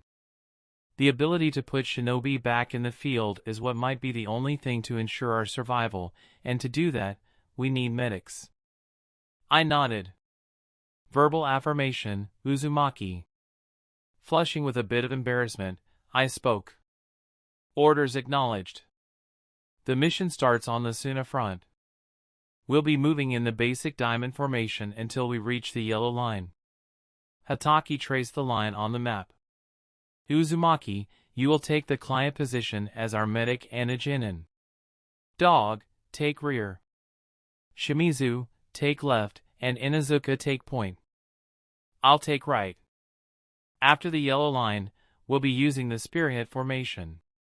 Dog will take point and Uzumaki will take his tail. Shimizu, you'll be the right and Inazuka will take left. I'll take the rear and stay about 100 meters back. When we reach the red line, we'll start the sphere formation. He pointed on the map. I'll take the ground, Uzumaki take top. Shimizu, Inazuka, and Dog will be on rotation. Information is being severely compartmentalized, so only team leaders know where the border stations will be located. All except Uzumaki will have a basic disorientation genjutsu placed on them by me at all times in order to keep these locations secret. Why will I have base locations and not the others? First, the others can determine their location if we are separated and I drop the genjutsu. You have not even been outside the village. Second, in case of separation, you return to last base visited at top speed and stop for no one, not even if I give you direct orders otherwise. When you arrive at base, you will deliver this to the team leader. He handed me a small, gray bead with a hole to lace onto my necklace that now had dog tags as well as my apartment keys on it. As I put it on my necklace, I noticed that the bead was actually white, but the tiny, black ceiling lines turned it gray at a distance. Upon taking it, the bead should turn red for a moment. If it does not, you are to run back to Konoha at top speed with every evasion tactic you know and head straight to the emergency returns. Take no chances. Acknowledged. Good. We all know the basic Jonin identity confirmations, but we'll need individual confirmation as well. Request for confirmation will be Uzumaki's Jonin stance. Dog, you'll just sneeze, both for individual confirmation and request. Uzumaki, shift to your toes. Shimizu, switch to a reverse grip on your kunai. Inazuka, shake your hair out of your eyes. I'll clap once. Is there anything else? Kill or capture enemies? Inazuka asked. Capture if possible, kill if necessary. Uzumaki is trained in applying Fuinjutsu to prisoners. Shimizu will be conducting on-site interrogations. I covered my mouth at the thought. I happened to be one of a half-dozen people in the village that showed any sort of interest in sealing, and because of that, I was automatically in charge of nighttime security and all prisoners obtained. I didn't mind the former, it made me feel useful, but the latter made me sick to my stomach. Any other questions? Hatake asked. When no one answered, he dismissed the team to rendezvous in 10 minutes at deployment point 6. Uzumaki, remain. They all filed out and Sakumo sat down beside me. You alright, kid? I wanted to tell him to buzz off, but I knew it wouldn't be appropriate, not now. You've only been in this world for 2 years, Kichiro. You can't be fine with what you would consider torture and murder, as well as knowing your sister will soon be participating in it even though she's only 8. Her and Minato were supposed to be 10 when they graduated, I said. Something changed because I'm here and I don't know what. This war is in the wrong place. I told them they would survive. I said they would be fine, but I just don't know anymore. They'll be fine, I'm sure of it.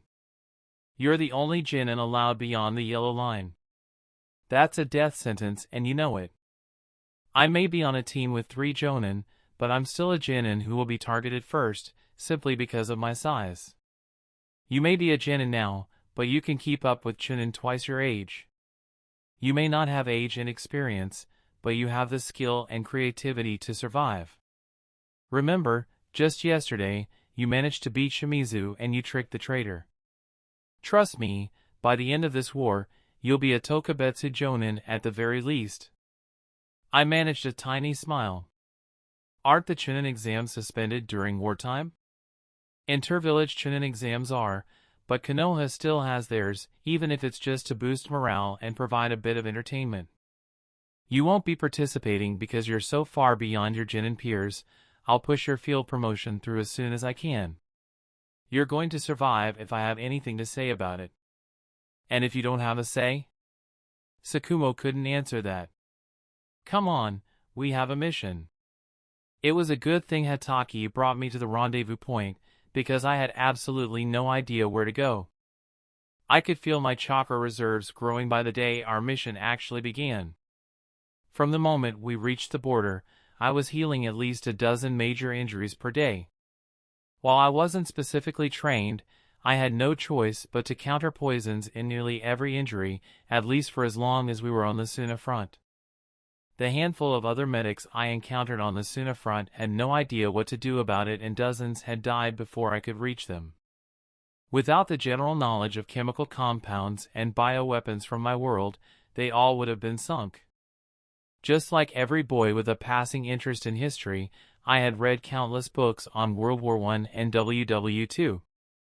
After the Ebola outbreak, I had touched up on the science behind viruses, which led to a passing interest in poisons that somehow turned towards venoms and immunities. With that knowledge, I figured out a way to simulate the production of antibodies and the creation of memory cells in the lymph nodes to create immunities. After the first week of practice, I managed to figure out a way to immunize someone against the most common poisons, even if they'd never been hit with it. I wasn't sure if it would last more than a few months, or if I had even made the memory cells, but everyone assured me that every little bit helped. I tried to teach the other medics how to do it, but quickly found out that while antidotes and antivenom were a thing, but no one knew how or why they worked, thus the development process was trial and error. The little fact quickly frustrated me, and when I tried to explain the whole process to the sixth medic, I found that there just weren't the words to describe antigens and the process for making antibodies. Hell, I didn't even remember all the English words for it. I just got the gist of the process and used the magic chakra to speed it up, whether it be healing or artificial immunization. Inuzuka suggested that I write down as much as I could and they would find a way to get it back to Konoha for others to study and find a way to explain. I felt a little bit guilty that I was stealing some of the renown Tsunade would gain in combating Suna, but not so much as to keep me from milking it when I could. Occasionally, I could be an S-rank troll, and when the news of my existence started to reach the bases ahead of us, I managed to persuade Hatake to let me run to one of the nearby villages to buy some sort of trademark. After our second week on the Suna front, he let me. Accompanied by Dog, I made the dash and ducked into the first seamstress shop I found and ordered a haori. Frankly, it was a joke only I would get and probably would never become funny to anyone else, but it was a very effective way to keep my spirits up and help me pull out a smile to calm the people I healed. The haori was a bright green with black flames around the hem and had medic written in bold, black kanji down the back. Yes, it was the future Yondaime Hokage's signature haori with a new color scheme, and it cracked me up every time I saw it from the back. Shimizu thought I was insane, Inuzuka and Dog ignored the quirk, and Hatake would send me looks that demanded an explanation as soon as we were somewhere secure. Maybe because it was earlier in the war, maybe because that front of the war was better off, but things got much darker once we hit the IWA front. On the Suna front, most injuries were minor, if severely exacerbated by poison. In the IWA front, there was a triage system and the ground permanently stained with blood. Losing patients didn't bother me because I knew every person I helped would have been worse off anyways. Across the entire IWA front, most of the sleep I received was when we traveled between the camps. Generally, I rode on Dog, but occasionally, Hatake would carry me on his back. I objected to the rides at first, but quickly discovered that I just couldn't keep up with the speed we needed to travel. Shimizu generally dealt with defenses around the camps while Hatake and Inuzuka provided relief on the battlefront and Dog accompanied me. Periodically, Hatake forced the team into mandatory rest times. Even though I was almost entirely sure Hatake knew, he didn't say anything when I snuck out to help those in the triage who were placed in the category of being too far gone to be worth helping. In total, I only managed to actually save about 20 of nearly 100 I attempted to save. The rest, I did my best to ease their pain. It wasn't until we were nearly to the Kumo front when I noticed Hatake following me when I snuck out in the middle of rest times. The front with Kumo was an offensive operation instead of defensive, so on the Kumo front, the team was effectively operating in enemy territory and the injuries were much less severe. The Kiri front was the same. By the time we finished the mission, it had been nearly 5 months and Hatake brought us back to Konoha at top speed. He dismissed the team once we passed the gate, but made sure to bring me to the door of my apartment. He left to report to the Hokage. On the small table, there was a note from Kushina saying she had been on a mission for the past few days and was due back within the next few days. There was also about 2 more pages summarizing what had been going on for the months I was gone, but I was too exhausted to read them. Until the apartment door closed behind me, I didn't realize how much the paranoia of a potential attack at any second was affecting me. My mission pack fell someplace in the kitchen area and I collapsed on my bed without even taking off my shoes. I was asleep in seconds. What seemed like 10 seconds later, I was awoken by the distinct urge to eat something and relieve myself. I made several packages of only food in the apartment, ramen, relieved myself, showered, then collapsed back on the bed. This cycle repeated twice before someone banged loudly on the door. I was still so exhausted I could barely walk straight, so it took me far longer than I would have liked to open the door. You're supposed to report to the hospital within 24 hours of returning from a mission, kid. You haven't been seen for 36. What happened? Sakumo asked, more than a little worried. Sorry, I mumbled. Sandman did high job properly or once. I had spent at least 2/3 of the mission staving off sleep with the jutsu I had decided to never share unless absolutely necessary. Sandman? Kichiro, was someone in your apartment? Sakumo's voice gained a panicked edge. Not I know, I responded. Who's Sandman? Mythkaliud who helps people flee and sends reams. I listed to one side, and after a delayed wondering of why I didn't fall, I realized I was leaning against the wall, while Sakumo did a security check on my apartment. I yelped when Sakumo sent a jolt of chakra into my body to dispel a non-existent jinjutsu. No cool, man, no cool, I grumbled. Security code, now. I rolled my eyes and rattled off the code. Who or what is Sandman? A story. I was sure Sakumo was shaking his head at me. Come on, you have a physical you should have been at this morning. Am coming. I stumbled forward, but Sakumo stopped me. It may be nearly spring, but you still need more than a pair of shorts if you don't want to catch a chill. I didn't even have the mental faculties to flush in embarrassment. When it took me too long to stagger across the room, Sakumo snagged a shirt from the floor somewhere and pulled it over my head, followed by strapping the closest pair of shoes, my civilian sandals, on my feet. I wasn't working at the hospital, so there wasn't a basic dress code for me to follow. About a quarter of the way there, I stopped abruptly. I look like a civilian, I said. Yes, you do. The SEALs. Kichiro, let's just get you to the hospital. Since everyone knows you're a shinobi, a few SEALs will be fine. Sakumo put a hand on my back and guided me forward. Wait, why am I going to the hospital? Am not hurt. I dug my heels into the ground. You were just on an extended, foreign mission and someone needs to make sure you're not sick in any way, it's procedure. Okay. Nissan? Nissan. Nissan. Kushina's voice rose above the murmur of the streets. A moment later, a blur of red collided with me, and it was only Sakumo's support that kept me from cracking my head on the cobblestones. Is it true? Is what Tsunade-chan said true? Are you as big of a hero as they say you are? Did you really show all the medic mean how to stop all of Suna's poisons? Did you? Did you? Let him go, Kushina-chan. He's only got back from an extremely exhausting mission yesterday that had me laid up for nearly as long as he's been, Sakumo said as my knees started to buckle and I wondered how I managed to run at top speed all the way from the Kiri border if I was still this exhausted 8.5 later. Then why isn't he sleeping? She challenged, pulling back and putting my arm around her shoulders. I was rather annoyed that she had grown at least 2 inches, judging by the fact that she now seemed taller than me, but that was probably because I wasn't exactly sure I was upright. He needs to go to the hospital first. Did he get hurt? Why didn't you go to the hospital sooner? He's fine, it's just procedure after a mission in enemy territory. You went across the lines. She squawked.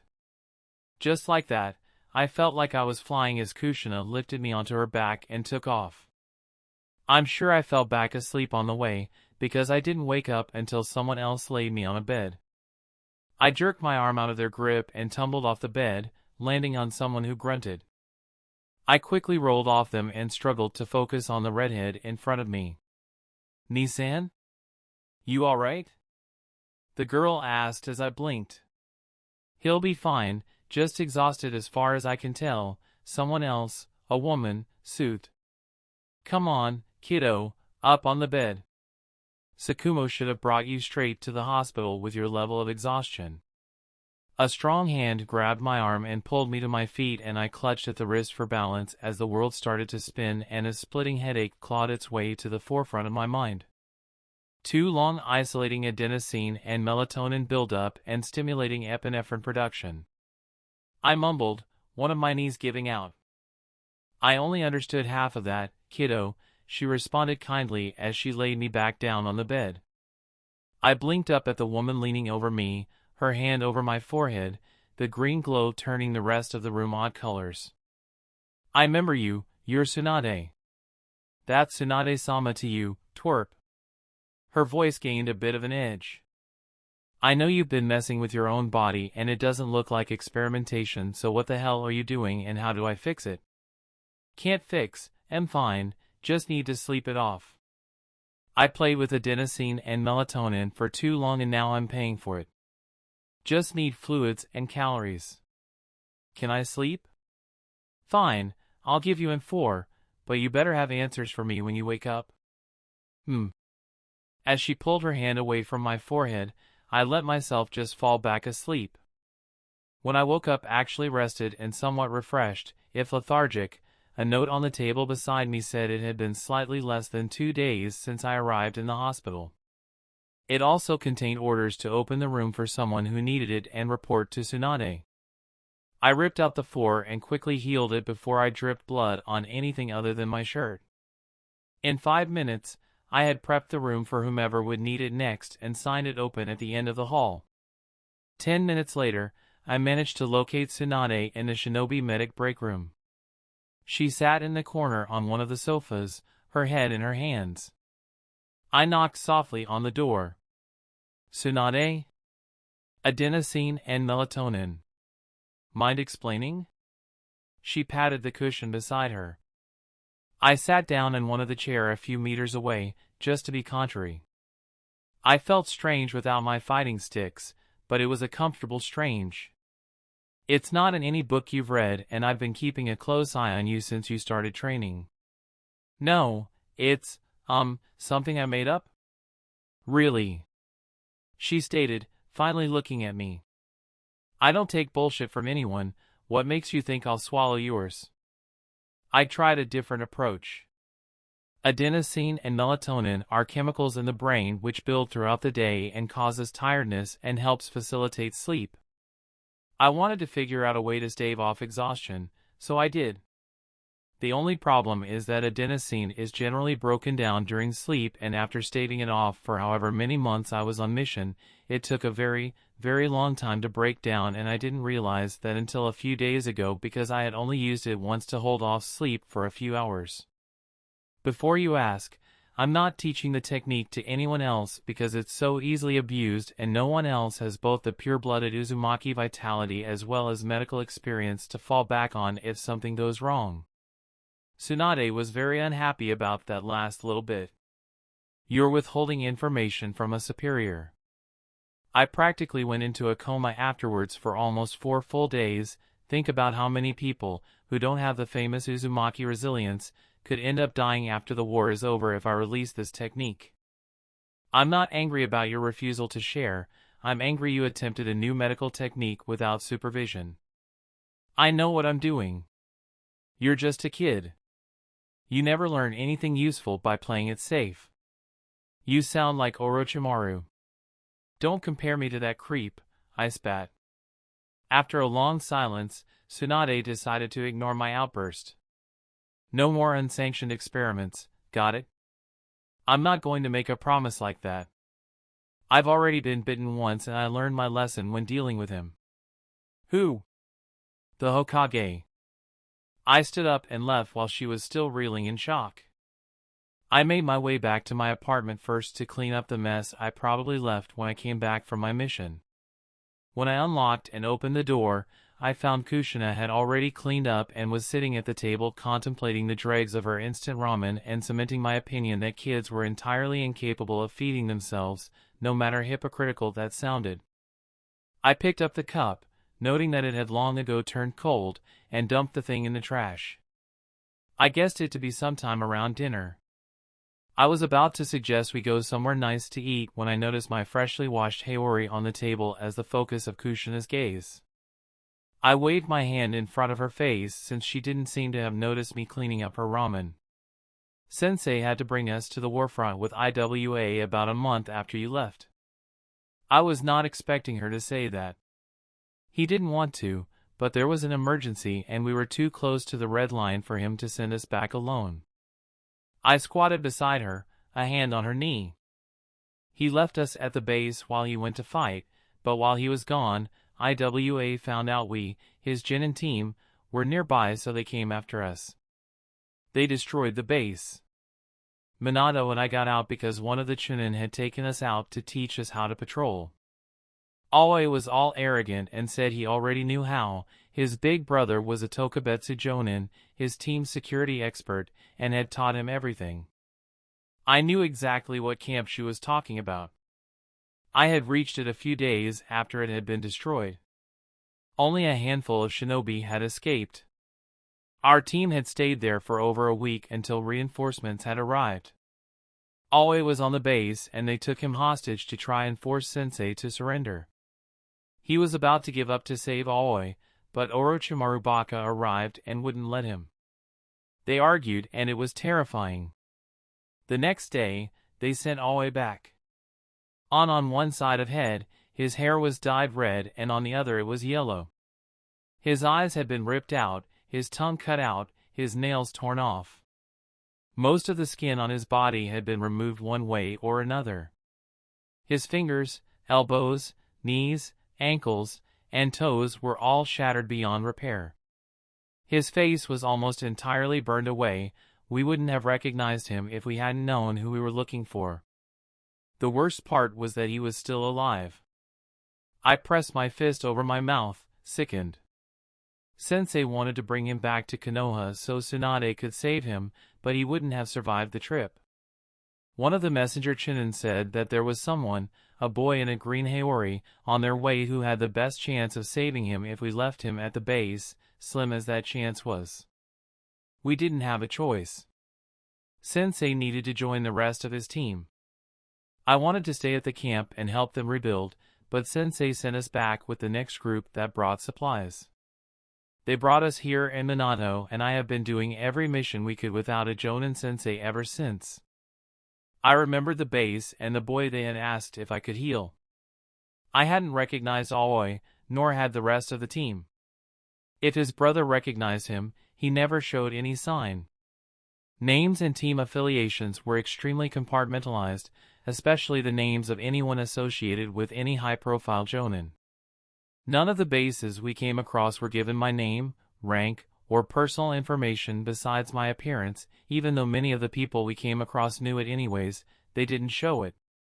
Sakumo was too well known and I was the perfect hostage, both to control him and to control the entire village. It was a show of silent comradeship to preserve the identities of fellow Konoha ninja. I remembered exactly who Kushina was talking about. His hair had turned a disgusting orange from when someone tried to wash out the dye. It was obvious he had been a prisoner. I tried to save him, but his body went into shock as soon as I had managed to patch up the internal hemorrhaging to begin a surgery focused on removing the blood filling his chest cavity that was keeping him from breathing properly as well as his heart from steadily beating. I could have easily dealt with both the shock and the subsequent heart failure. I had plenty of chakra, but the dehydration from the burns and lack of skin killed the boy before I could do anything about it.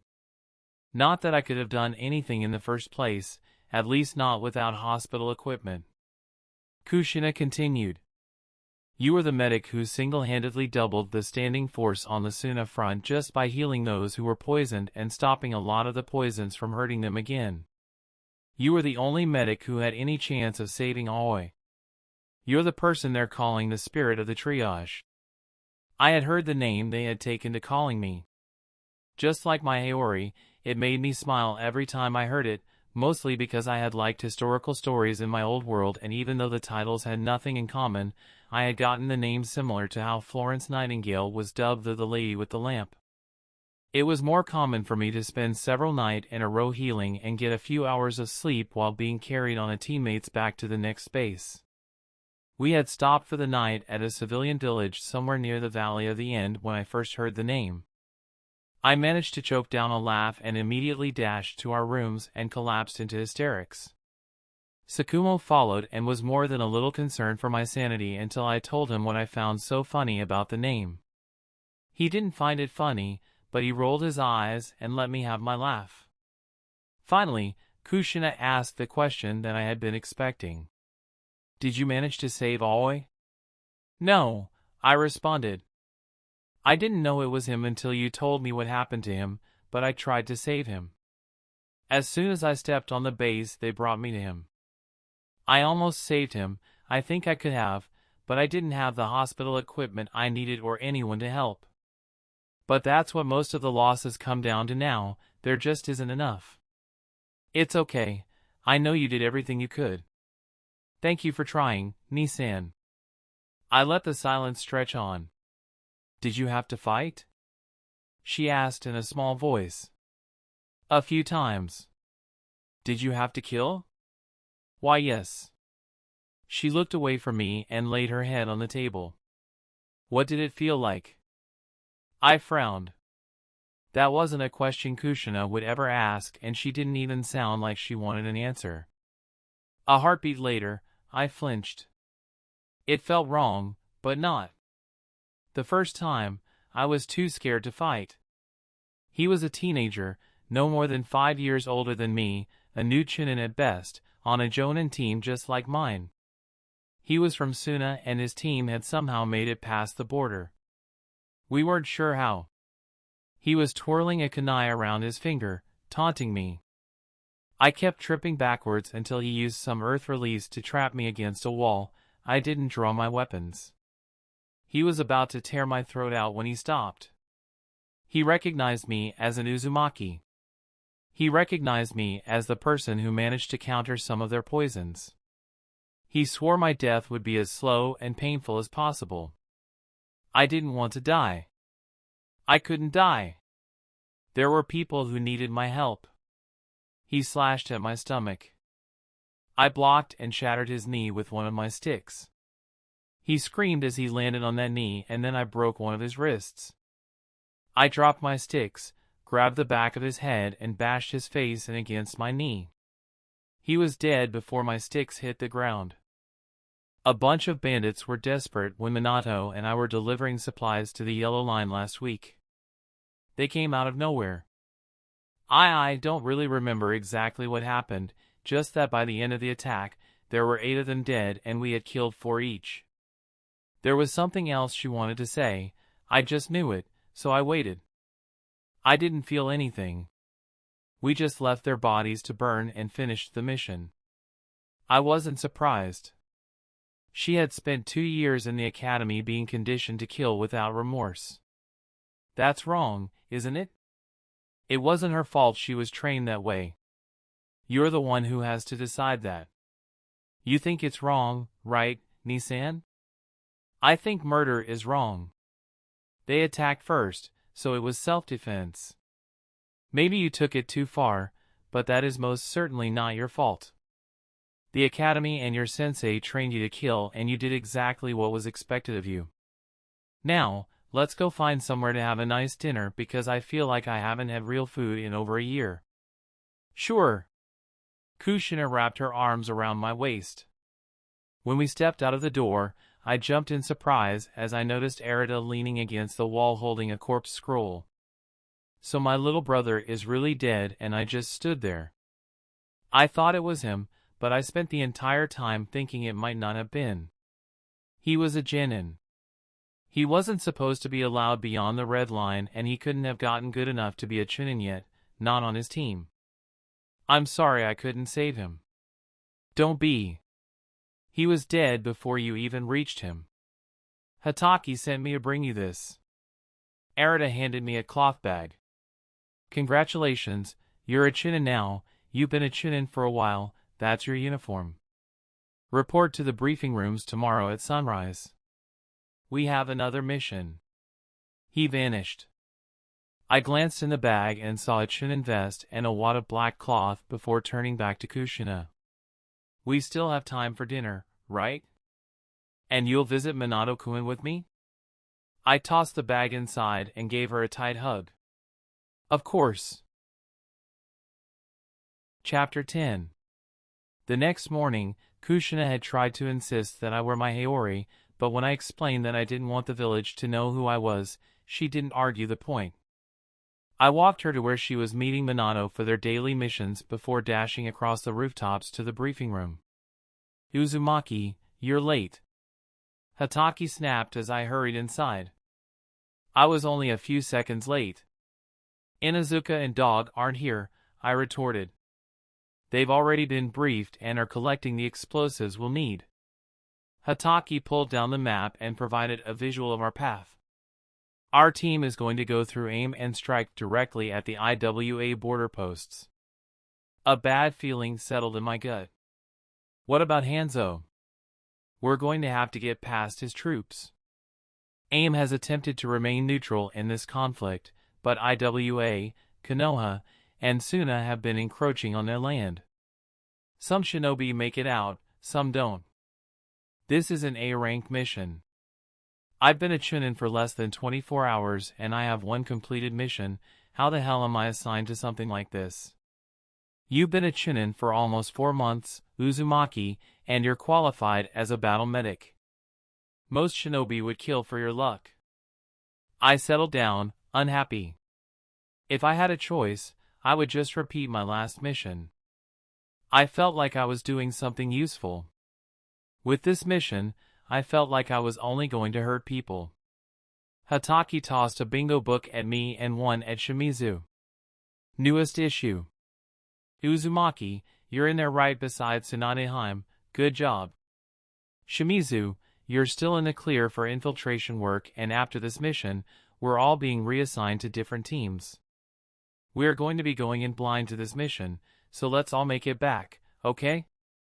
Rendezvous at point 3, 10 minutes. Uzumaki, with me.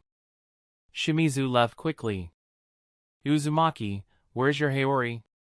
In my bag. I don't want to wear it in the village. From now on, you're to wear it everywhere, especially when you're on duty. I'm telling this to you as your sensei, not an officer. As your superior, I'm ordering you to start holding your tongue when it comes to your anger at the Hokage. As a fellow shinobi, I'm advising you to wear your hitae normally. Everyone knows you're an Uzumaki now, and the best way to protect your sister is to make sure you're the one who's most easily targeted, not her. I talked with her sensei, and until she can defend herself properly, she'll be wearing a hood whenever she leaves the village. He grabbed my arm by the sleeve, which nearly covered my entire hand.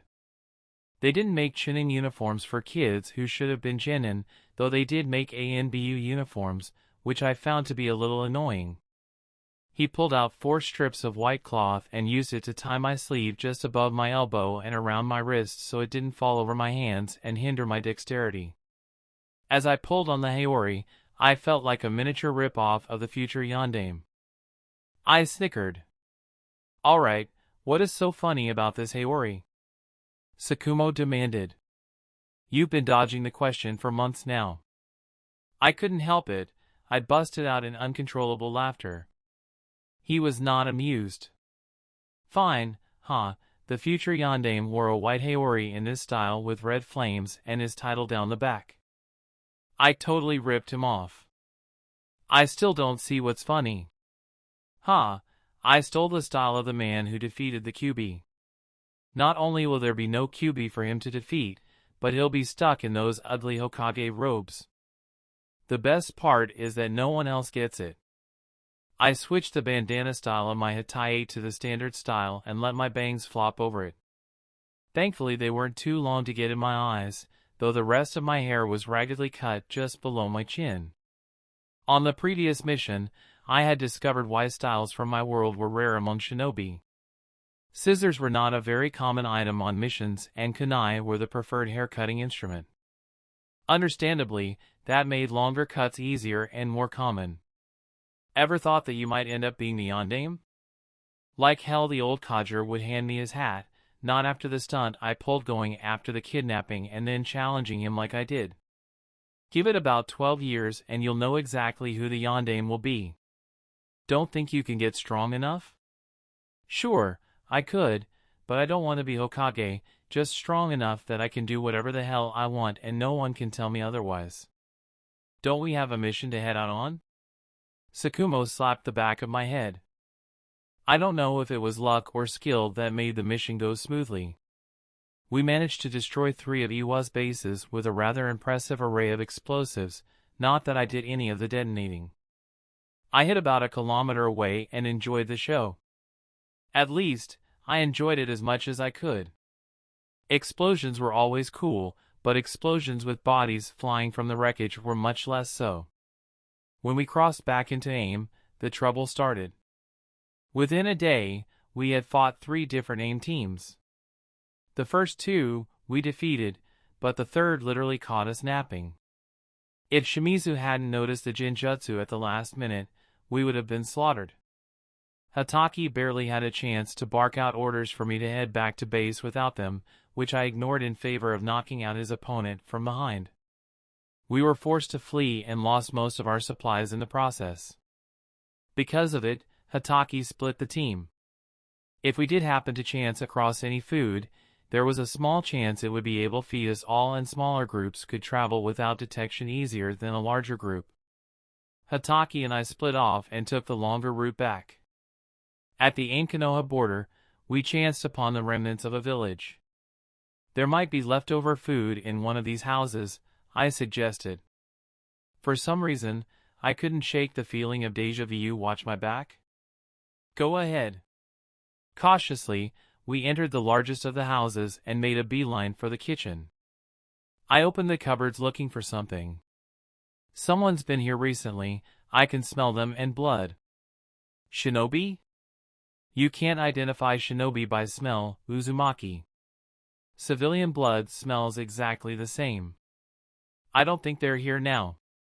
I'll check the house to be sure. I wandered through the house, peering cautiously into rooms, my sticks in my hands and chakra in my feet in case of a surprise. I expected a trap. What I didn't expect was to have a pair of violet eyes staring at me out of the darkness. I raised my sticks defensively. "ISE, it's him, it's Ryunosuke's child." A woman breathed. The eyes looked away for a moment. "Who the hell are you?" I demanded. Hatake silently appeared just out of their sight, and I forced myself not to look. "I'm Uzumaki Fuso, civilian." The woman slowly put her hands out where I could see them, then stepped forward into the light. "I was friends with your mother, Midori, before she died. The last time I saw her, you were just a newborn, Kichiro." "And my father's name?" Uzumaki. Chapter 11. Normally, teammates were required to report in a group, but given the fact that Hatake and I arrived separate from our teammates and with an entourage of which it was obvious I was responsible, everyone reported separately. While Nagato's family waited in the hall, my hands deep in my pockets. I wasn't surprised when it took Hatake an entire hour to report, considering he had a lot of explaining to do, but I was annoyed at the wait. When he finally exited with his mouth set in a grim line, I started to wonder if I bit off more than I wanted to. I pushed myself off the wall and entered the office without a word. Deciding that it couldn't get much worse than it already was, I sat down in one of the chairs without invitation or acknowledging the Hokage glaring at me across his desk. "ANBU, you're dismissed." After a moment, the Hokage stood up and locked the door, then activated several privacy seals. After a minute, he returned to his desk. "Are you aware of Konoha's policy on foreigners?" "Not exactly, but I know Konoha's policy on the Uzumaki clan very well. They'll be able to prove their identity with a simple blood test. You can scan their chakra, or ask them questions. They are who they say they are. Konoha does not accept shinobi during wartime." He snapped. "They're civilians. The 2 adults have active chakra networks. They're Uzumaki. All of them were able to use seals, which require an active chakra network. They know Fuinjutsu?" "Obviously," I snapped. "Then they may stay as soon as their identity is confirmed." I scowled. "I confirmed their identity. May I leave?" "No." I asked Hatake-san several questions, to which he told me only you can answer. Can and will are 2 entirely separate things. You will answer my questions. I could feel his will pressing against mine. I pulled my hands out of my pockets and broke eye contact, staring at a plant tucked away in the corner instead, and pushed back.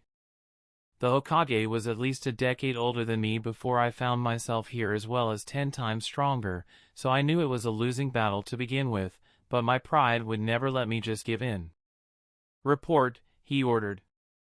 I had no problem with that. I started where we left the village, and quickly summarized the actual mission. We stopped at a house to look for some food, found Nagato's family, I confirmed their identity, offered to bring them here, they accepted, we came back and here I am, I finished. He was not happy with that report, but I was going to make getting the details harder than pulling weasel teeth. "How did you find the family?" "Hiding in the shadows." "Who did you see first?" "Fuso-san." "Did you recognize them first, or did they recognize you?" "They recognized me." "How?" "According to them, I look and talk exactly like my father." "How did you confirm their identity?" "They told me the names of both of my parents." "That's hardly a confirmation of identity." "Is it? Do you know their names?" His eye twitches. "Exactly. Hatake-san mentioned you knew the exact whereabouts of your official clan records." "Where are they?" "What's left of them are scattered around Training Ground 4. I burned them. I also made a copy, and that copy was sealed into the floorboards beneath my mattress, but he only asked for the official records." "How did you obtain these records?" "A prank on the clan library a few hours before the massacre." He pinched the bridge of his nose. "Why didn't you turn them into the village?" "I didn't want to. I had no reason to. No one asked if I had them. No one told me to turn them in. Who knew pissing off a Kage could be so much fun? I was definitely going to help the next person who wanted to deface the Hokage monument." "Did you obtain access to anything else as a result of this prank?" I could feel him trying to force me to answer, but there was no actual compulsion to do so, so I remained silent, smirking. To my surprise, he moved on, asking questions about every detail I could remember. I gave him answers in as few words as possible, rarely using a complete sentence. "Did you notice anything strange when you examined their chakra?" "No," I answered. Before I finished the word, the seal in the center of my chest exploded, flooding my body with pure, indescribable pain. The next thing I knew, I was on the floor, curled into the fetal position.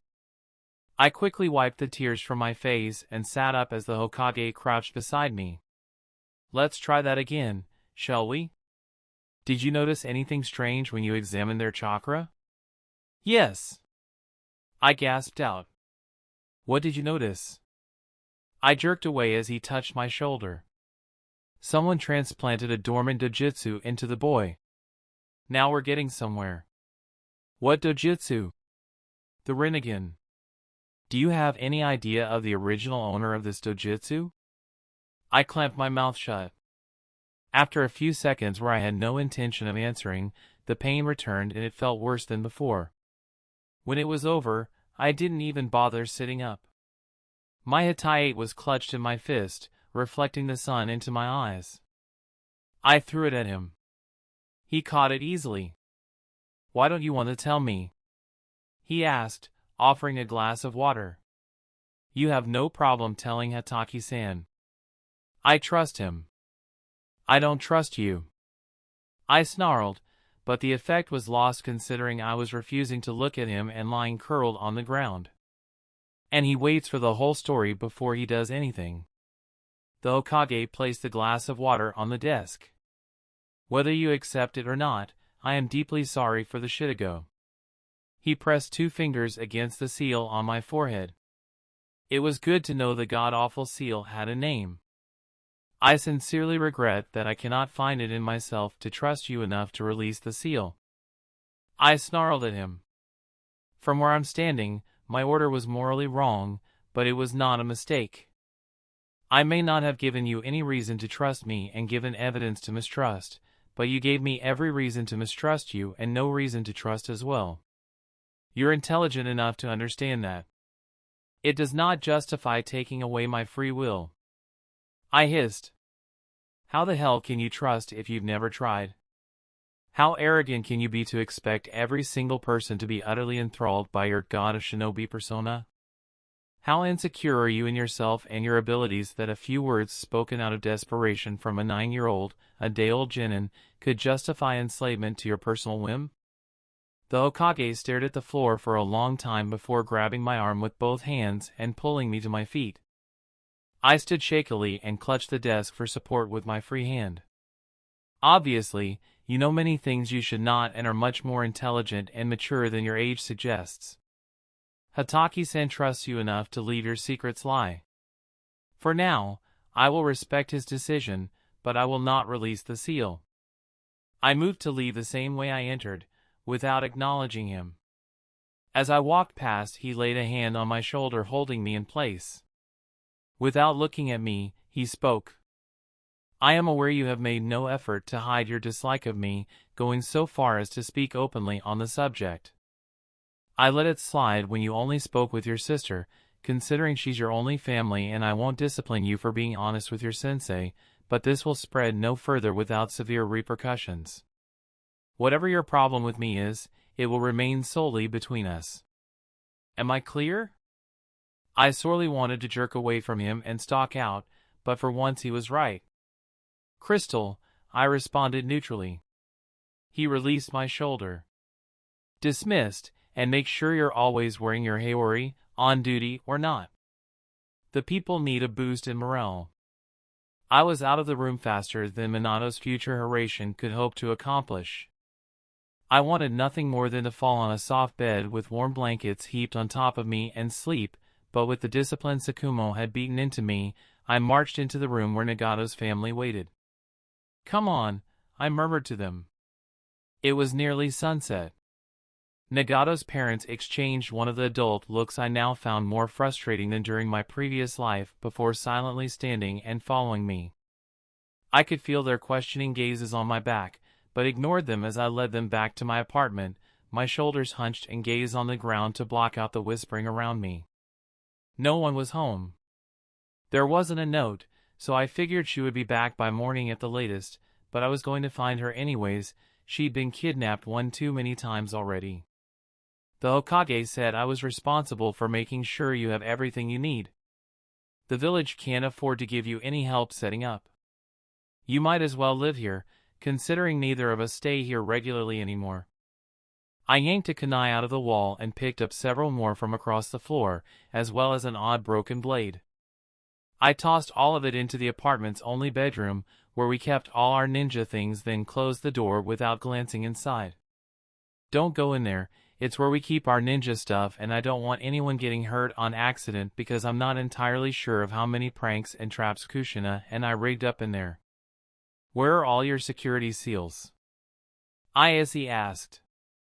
Can't use them because this is a civilian complex and Kushina and I aren't good enough to make seals that we can prove won't kill. Besides, the village is mostly safe. You have full access to everywhere else, so you can do whatever you like to the place. There's money sealed in the back of the fridge if you need anything. In the morning, I'll bring you to the hospital to find out where you can help. I'm going to go locate my sister right now. There should be some ramen in the cupboards, maybe something in the fridge. I'll help you get settled as soon as I can. You're probably tired, so don't wait up for me, you won't notice me come back anyways. They didn't need to know anything more. I shunshined out of the still-open door and clumsily arrived a street away from the mission room, annoyed at how far I missed my intended destination. As I approached the window to find statuses of shinobi, the Chunin didn't even look at me. We don't share information with civilians, he grunted.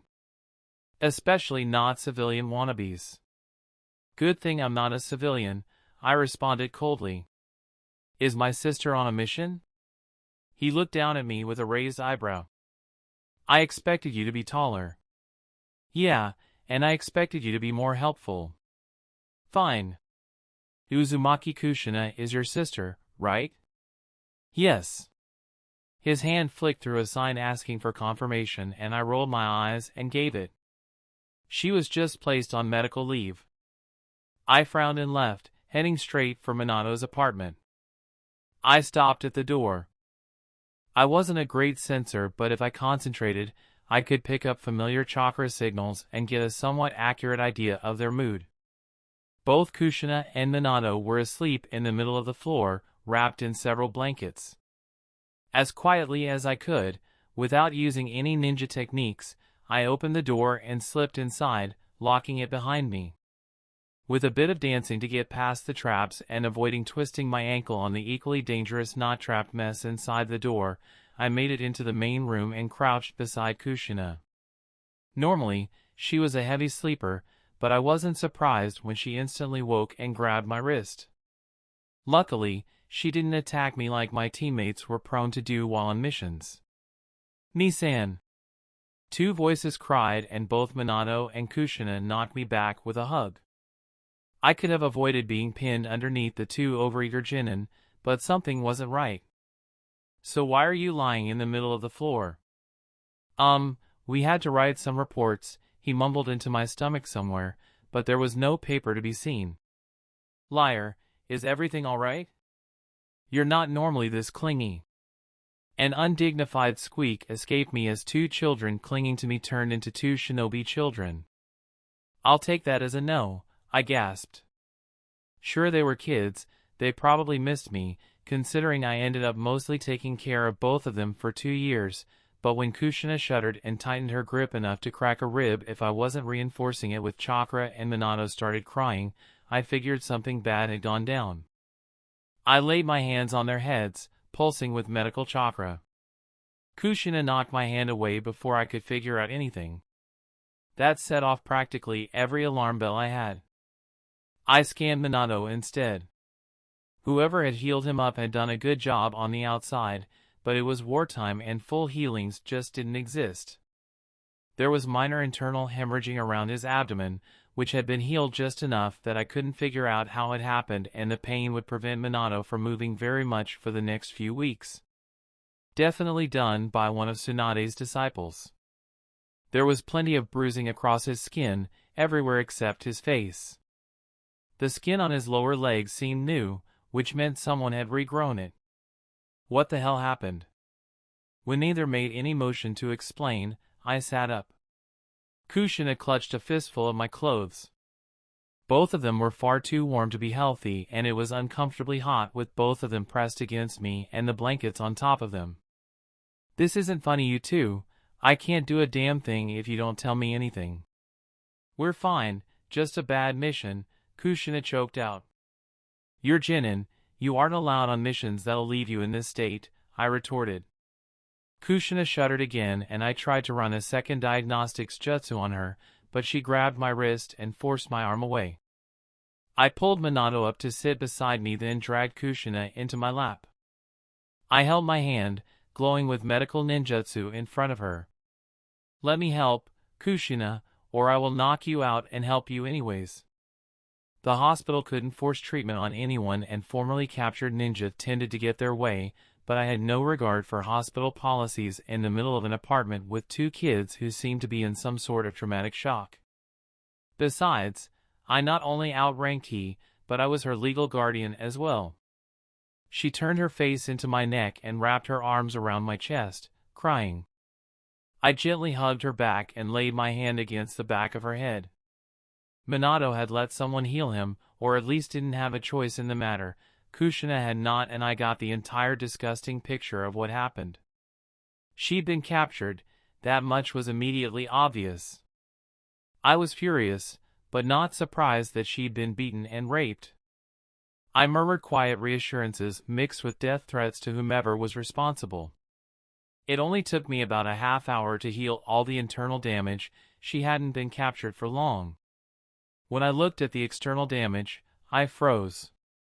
Kushina had been forced to stand in some kind of fire, which left third-degree burns, and there was some kind of message burned on her back. She didn't struggle as I gently slipped the blanket off her shoulders and looked down the back of her borrowed shirt to see the kanji 4 medic etched into her skin. Feeling sick, I quickly healed it, taking extra care and making sure I didn't leave any scarring, and hugged her tightly. I felt like something inside of me had snapped. Suna or IWA?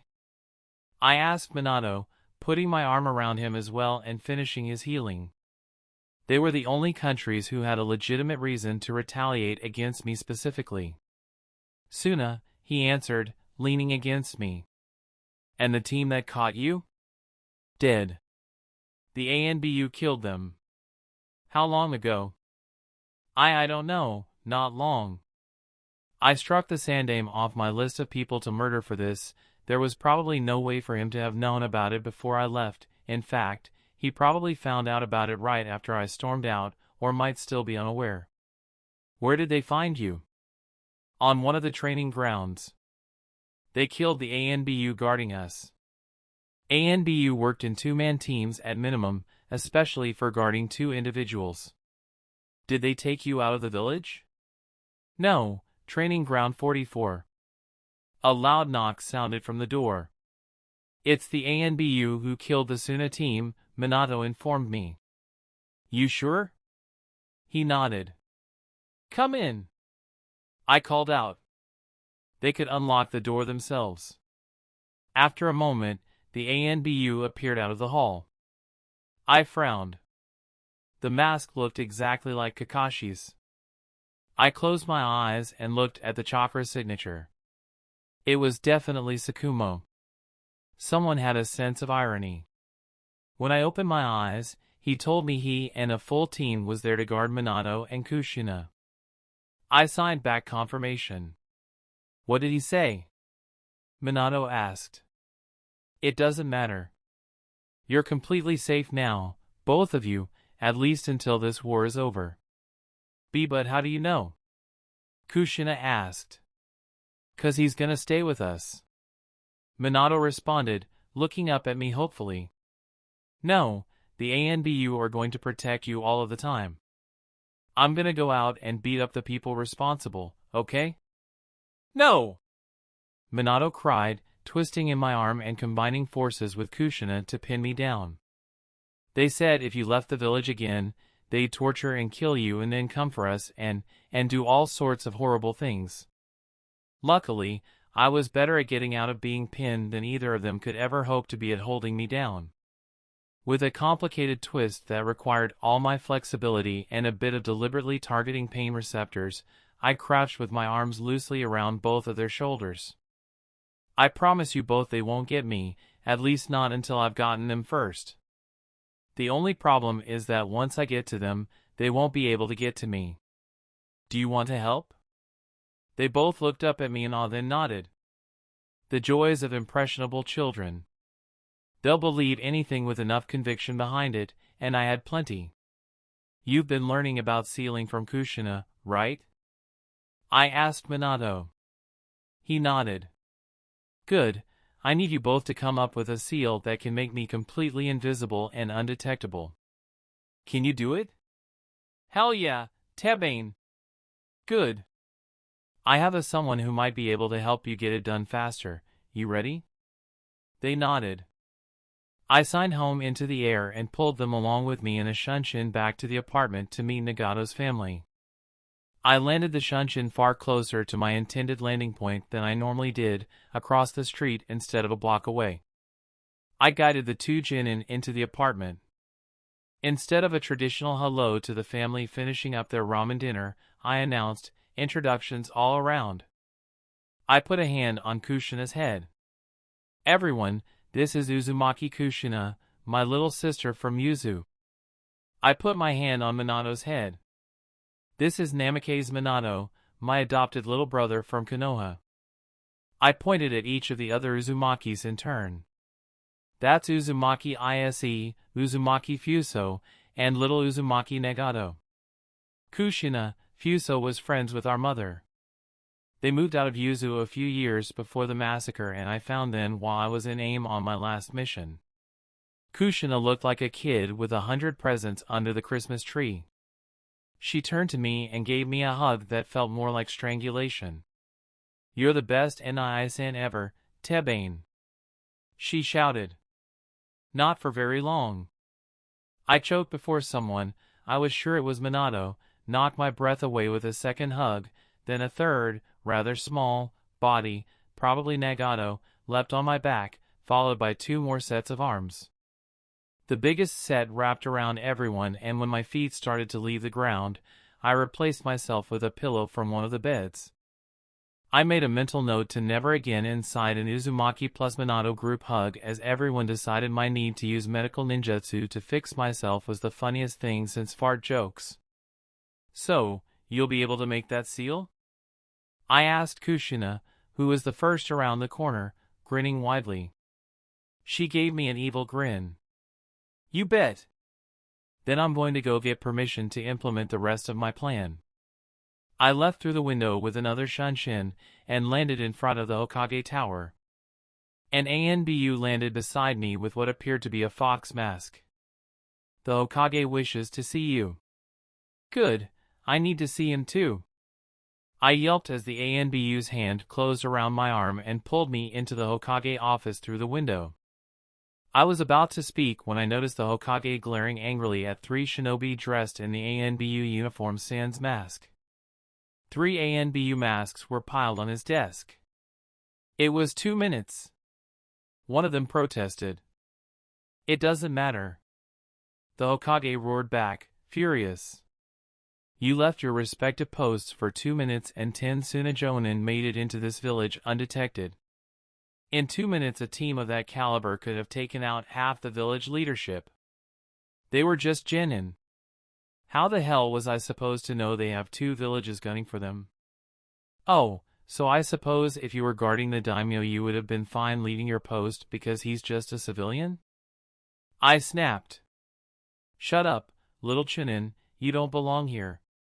"Like hell I don't belong here. It was my sister who was just captured and tortured.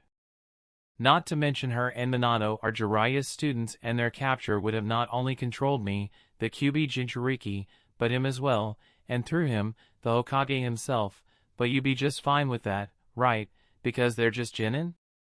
Would you like to go explain to 2 8-year-olds that you're the reason they were just tortured?" The Hokage flicked his fingers and 3 ANBU descended from the ceiling and forcibly escorted them out just as the full implications of their slip-up hit them. "I was going to call you back to make sure Suna's message didn't reach you, but I guess I'm too late."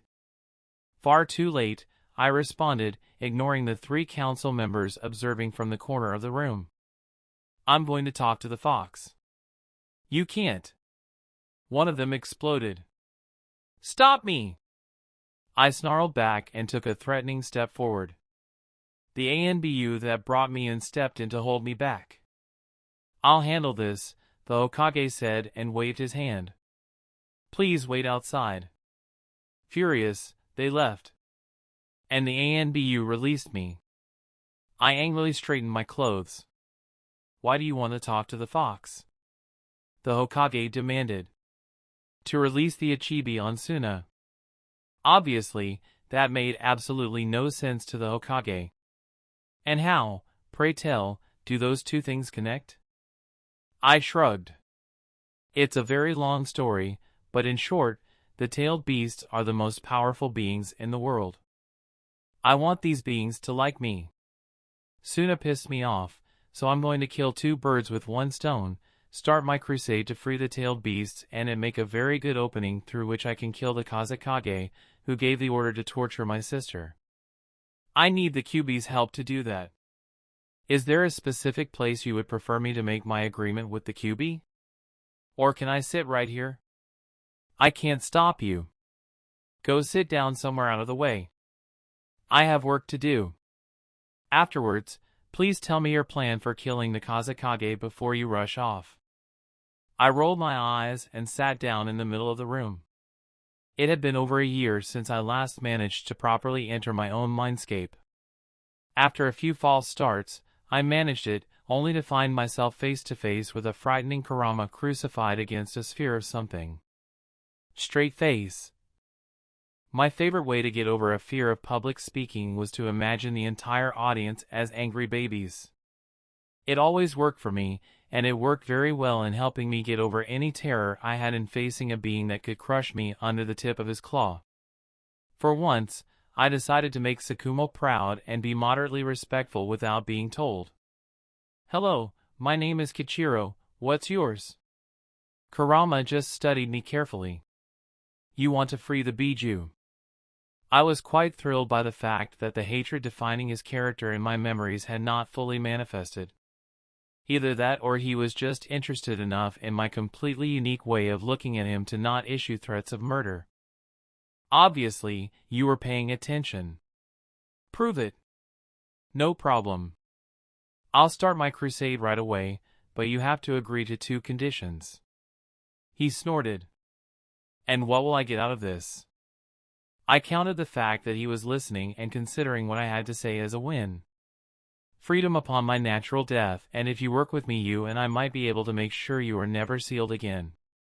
Tempting, but I will escape eventually. I nearly did the day I was sealed into you. Yeah, and it would have done me a very big favor if you had killed me then. Just saying. You've been sealed in me for nearly 6 months and haven't gotten anywhere, not for lack of trying. As time goes on, people will only get stronger and your chances will diminish. You have a point, little rat. Charmed. Do you want to hear the conditions? Go ahead. First, upon your release you will not attack Konoha and you will only hurt and destroy that which attacks you first, well, that which attempts to attack you first. When you made no response, I continued. Second, you will make sure that I am not killed in any way except when I decide to voluntarily release this seal. I can't fix injuries, not while in this particular seal. True, but if you agree to work with me, I'll see what I can do to get rid of the seal or at least reduce it. Or at least alter it so you're mostly free. I could turn on you the second you do so. True, but I don't think you will. Then you're an idiot. I don't think I am. You can detect negative emotions and there's something about it that you don't like. I sincerely doubt you're oblivious to the anger, the pain, and the fear of the other Biju, your siblings, who aren't as strong as you and need someone to at least bail them out. I was crossing into dangerous territory with the fox. If I pushed too hard or implied the wrong thing, it could all blow up and bite me in the ass. Even so, a little ego-stoking could come in handy. I don't think Konoha was really ever one of those places you genuinely hate. The people here try to do what's right, as misguided and wrong as their actions turn out to be. I tapped the seal on my forehead as an example. You punish evil, even though innocents often get caught in the crossfire. You've given me something to think about. Leave. He couldn't throw me out of my own mind, but he did have much more experience inside my mind and managed to effectively throw me out anyways. My eyes flew open and I felt horribly sick. I barely made it to the trash can before I puked my guts out in front of the council and several clan heads. So, have you realized that Kyubi can't be reasoned with? The Sandaime asked smugly. Actually, the opposite. He's cynical, justifiably indignant at being treated worse than a street dog, has a bit of an ego, but unreasonable is not a word that can be applied to him. He seems to think of himself as a traitor, but I don't think he'll go back on his word. Just like that, I could see the Hokage's blood pressure skyrocket, even though I was still hunched over the trash can, puking at odd intervals. What seal did Mito use on the Kyubi? I asked. Why do you want to know? I need to loosen it.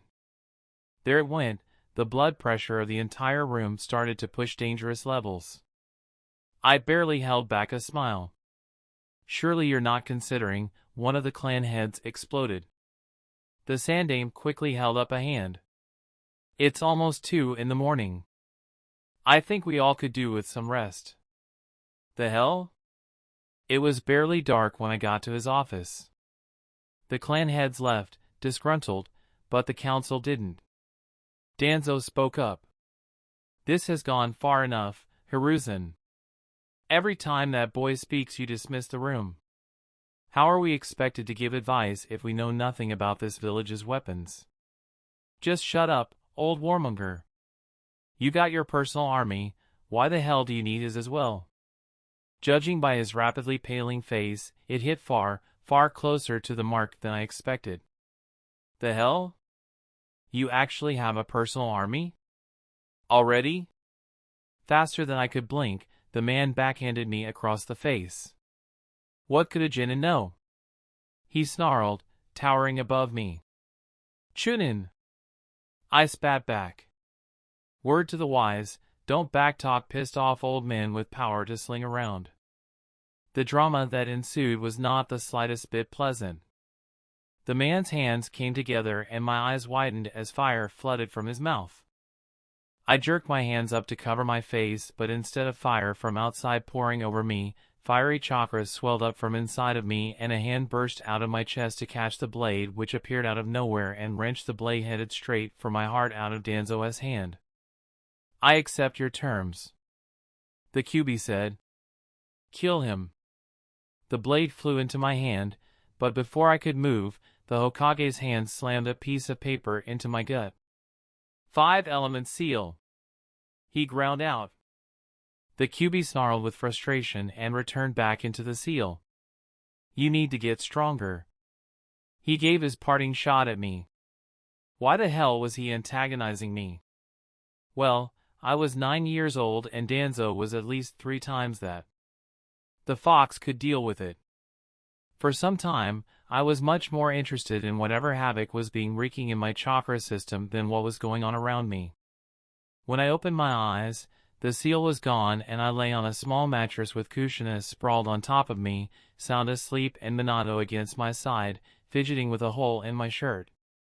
Someone had removed my weapons, Chunin vest, Haori, and shoes, which had been replaced with socks. I could hear 3 other people breathing softly in the room. I could hate fighting and murder all I wanted, but the people who would have threatened and tortured little kids didn't deserve to live, and I was sure as hell going to make sure no one attacked Minato and Kushina again. At least until each of them was a big enough badass to deal with their own enemies. That's the end of this tale for now. If you've enjoyed yourself, like the video, cause why not, and subscribe to not miss out on the next part of the installment. Anyways, with that being said, have a great day and peace.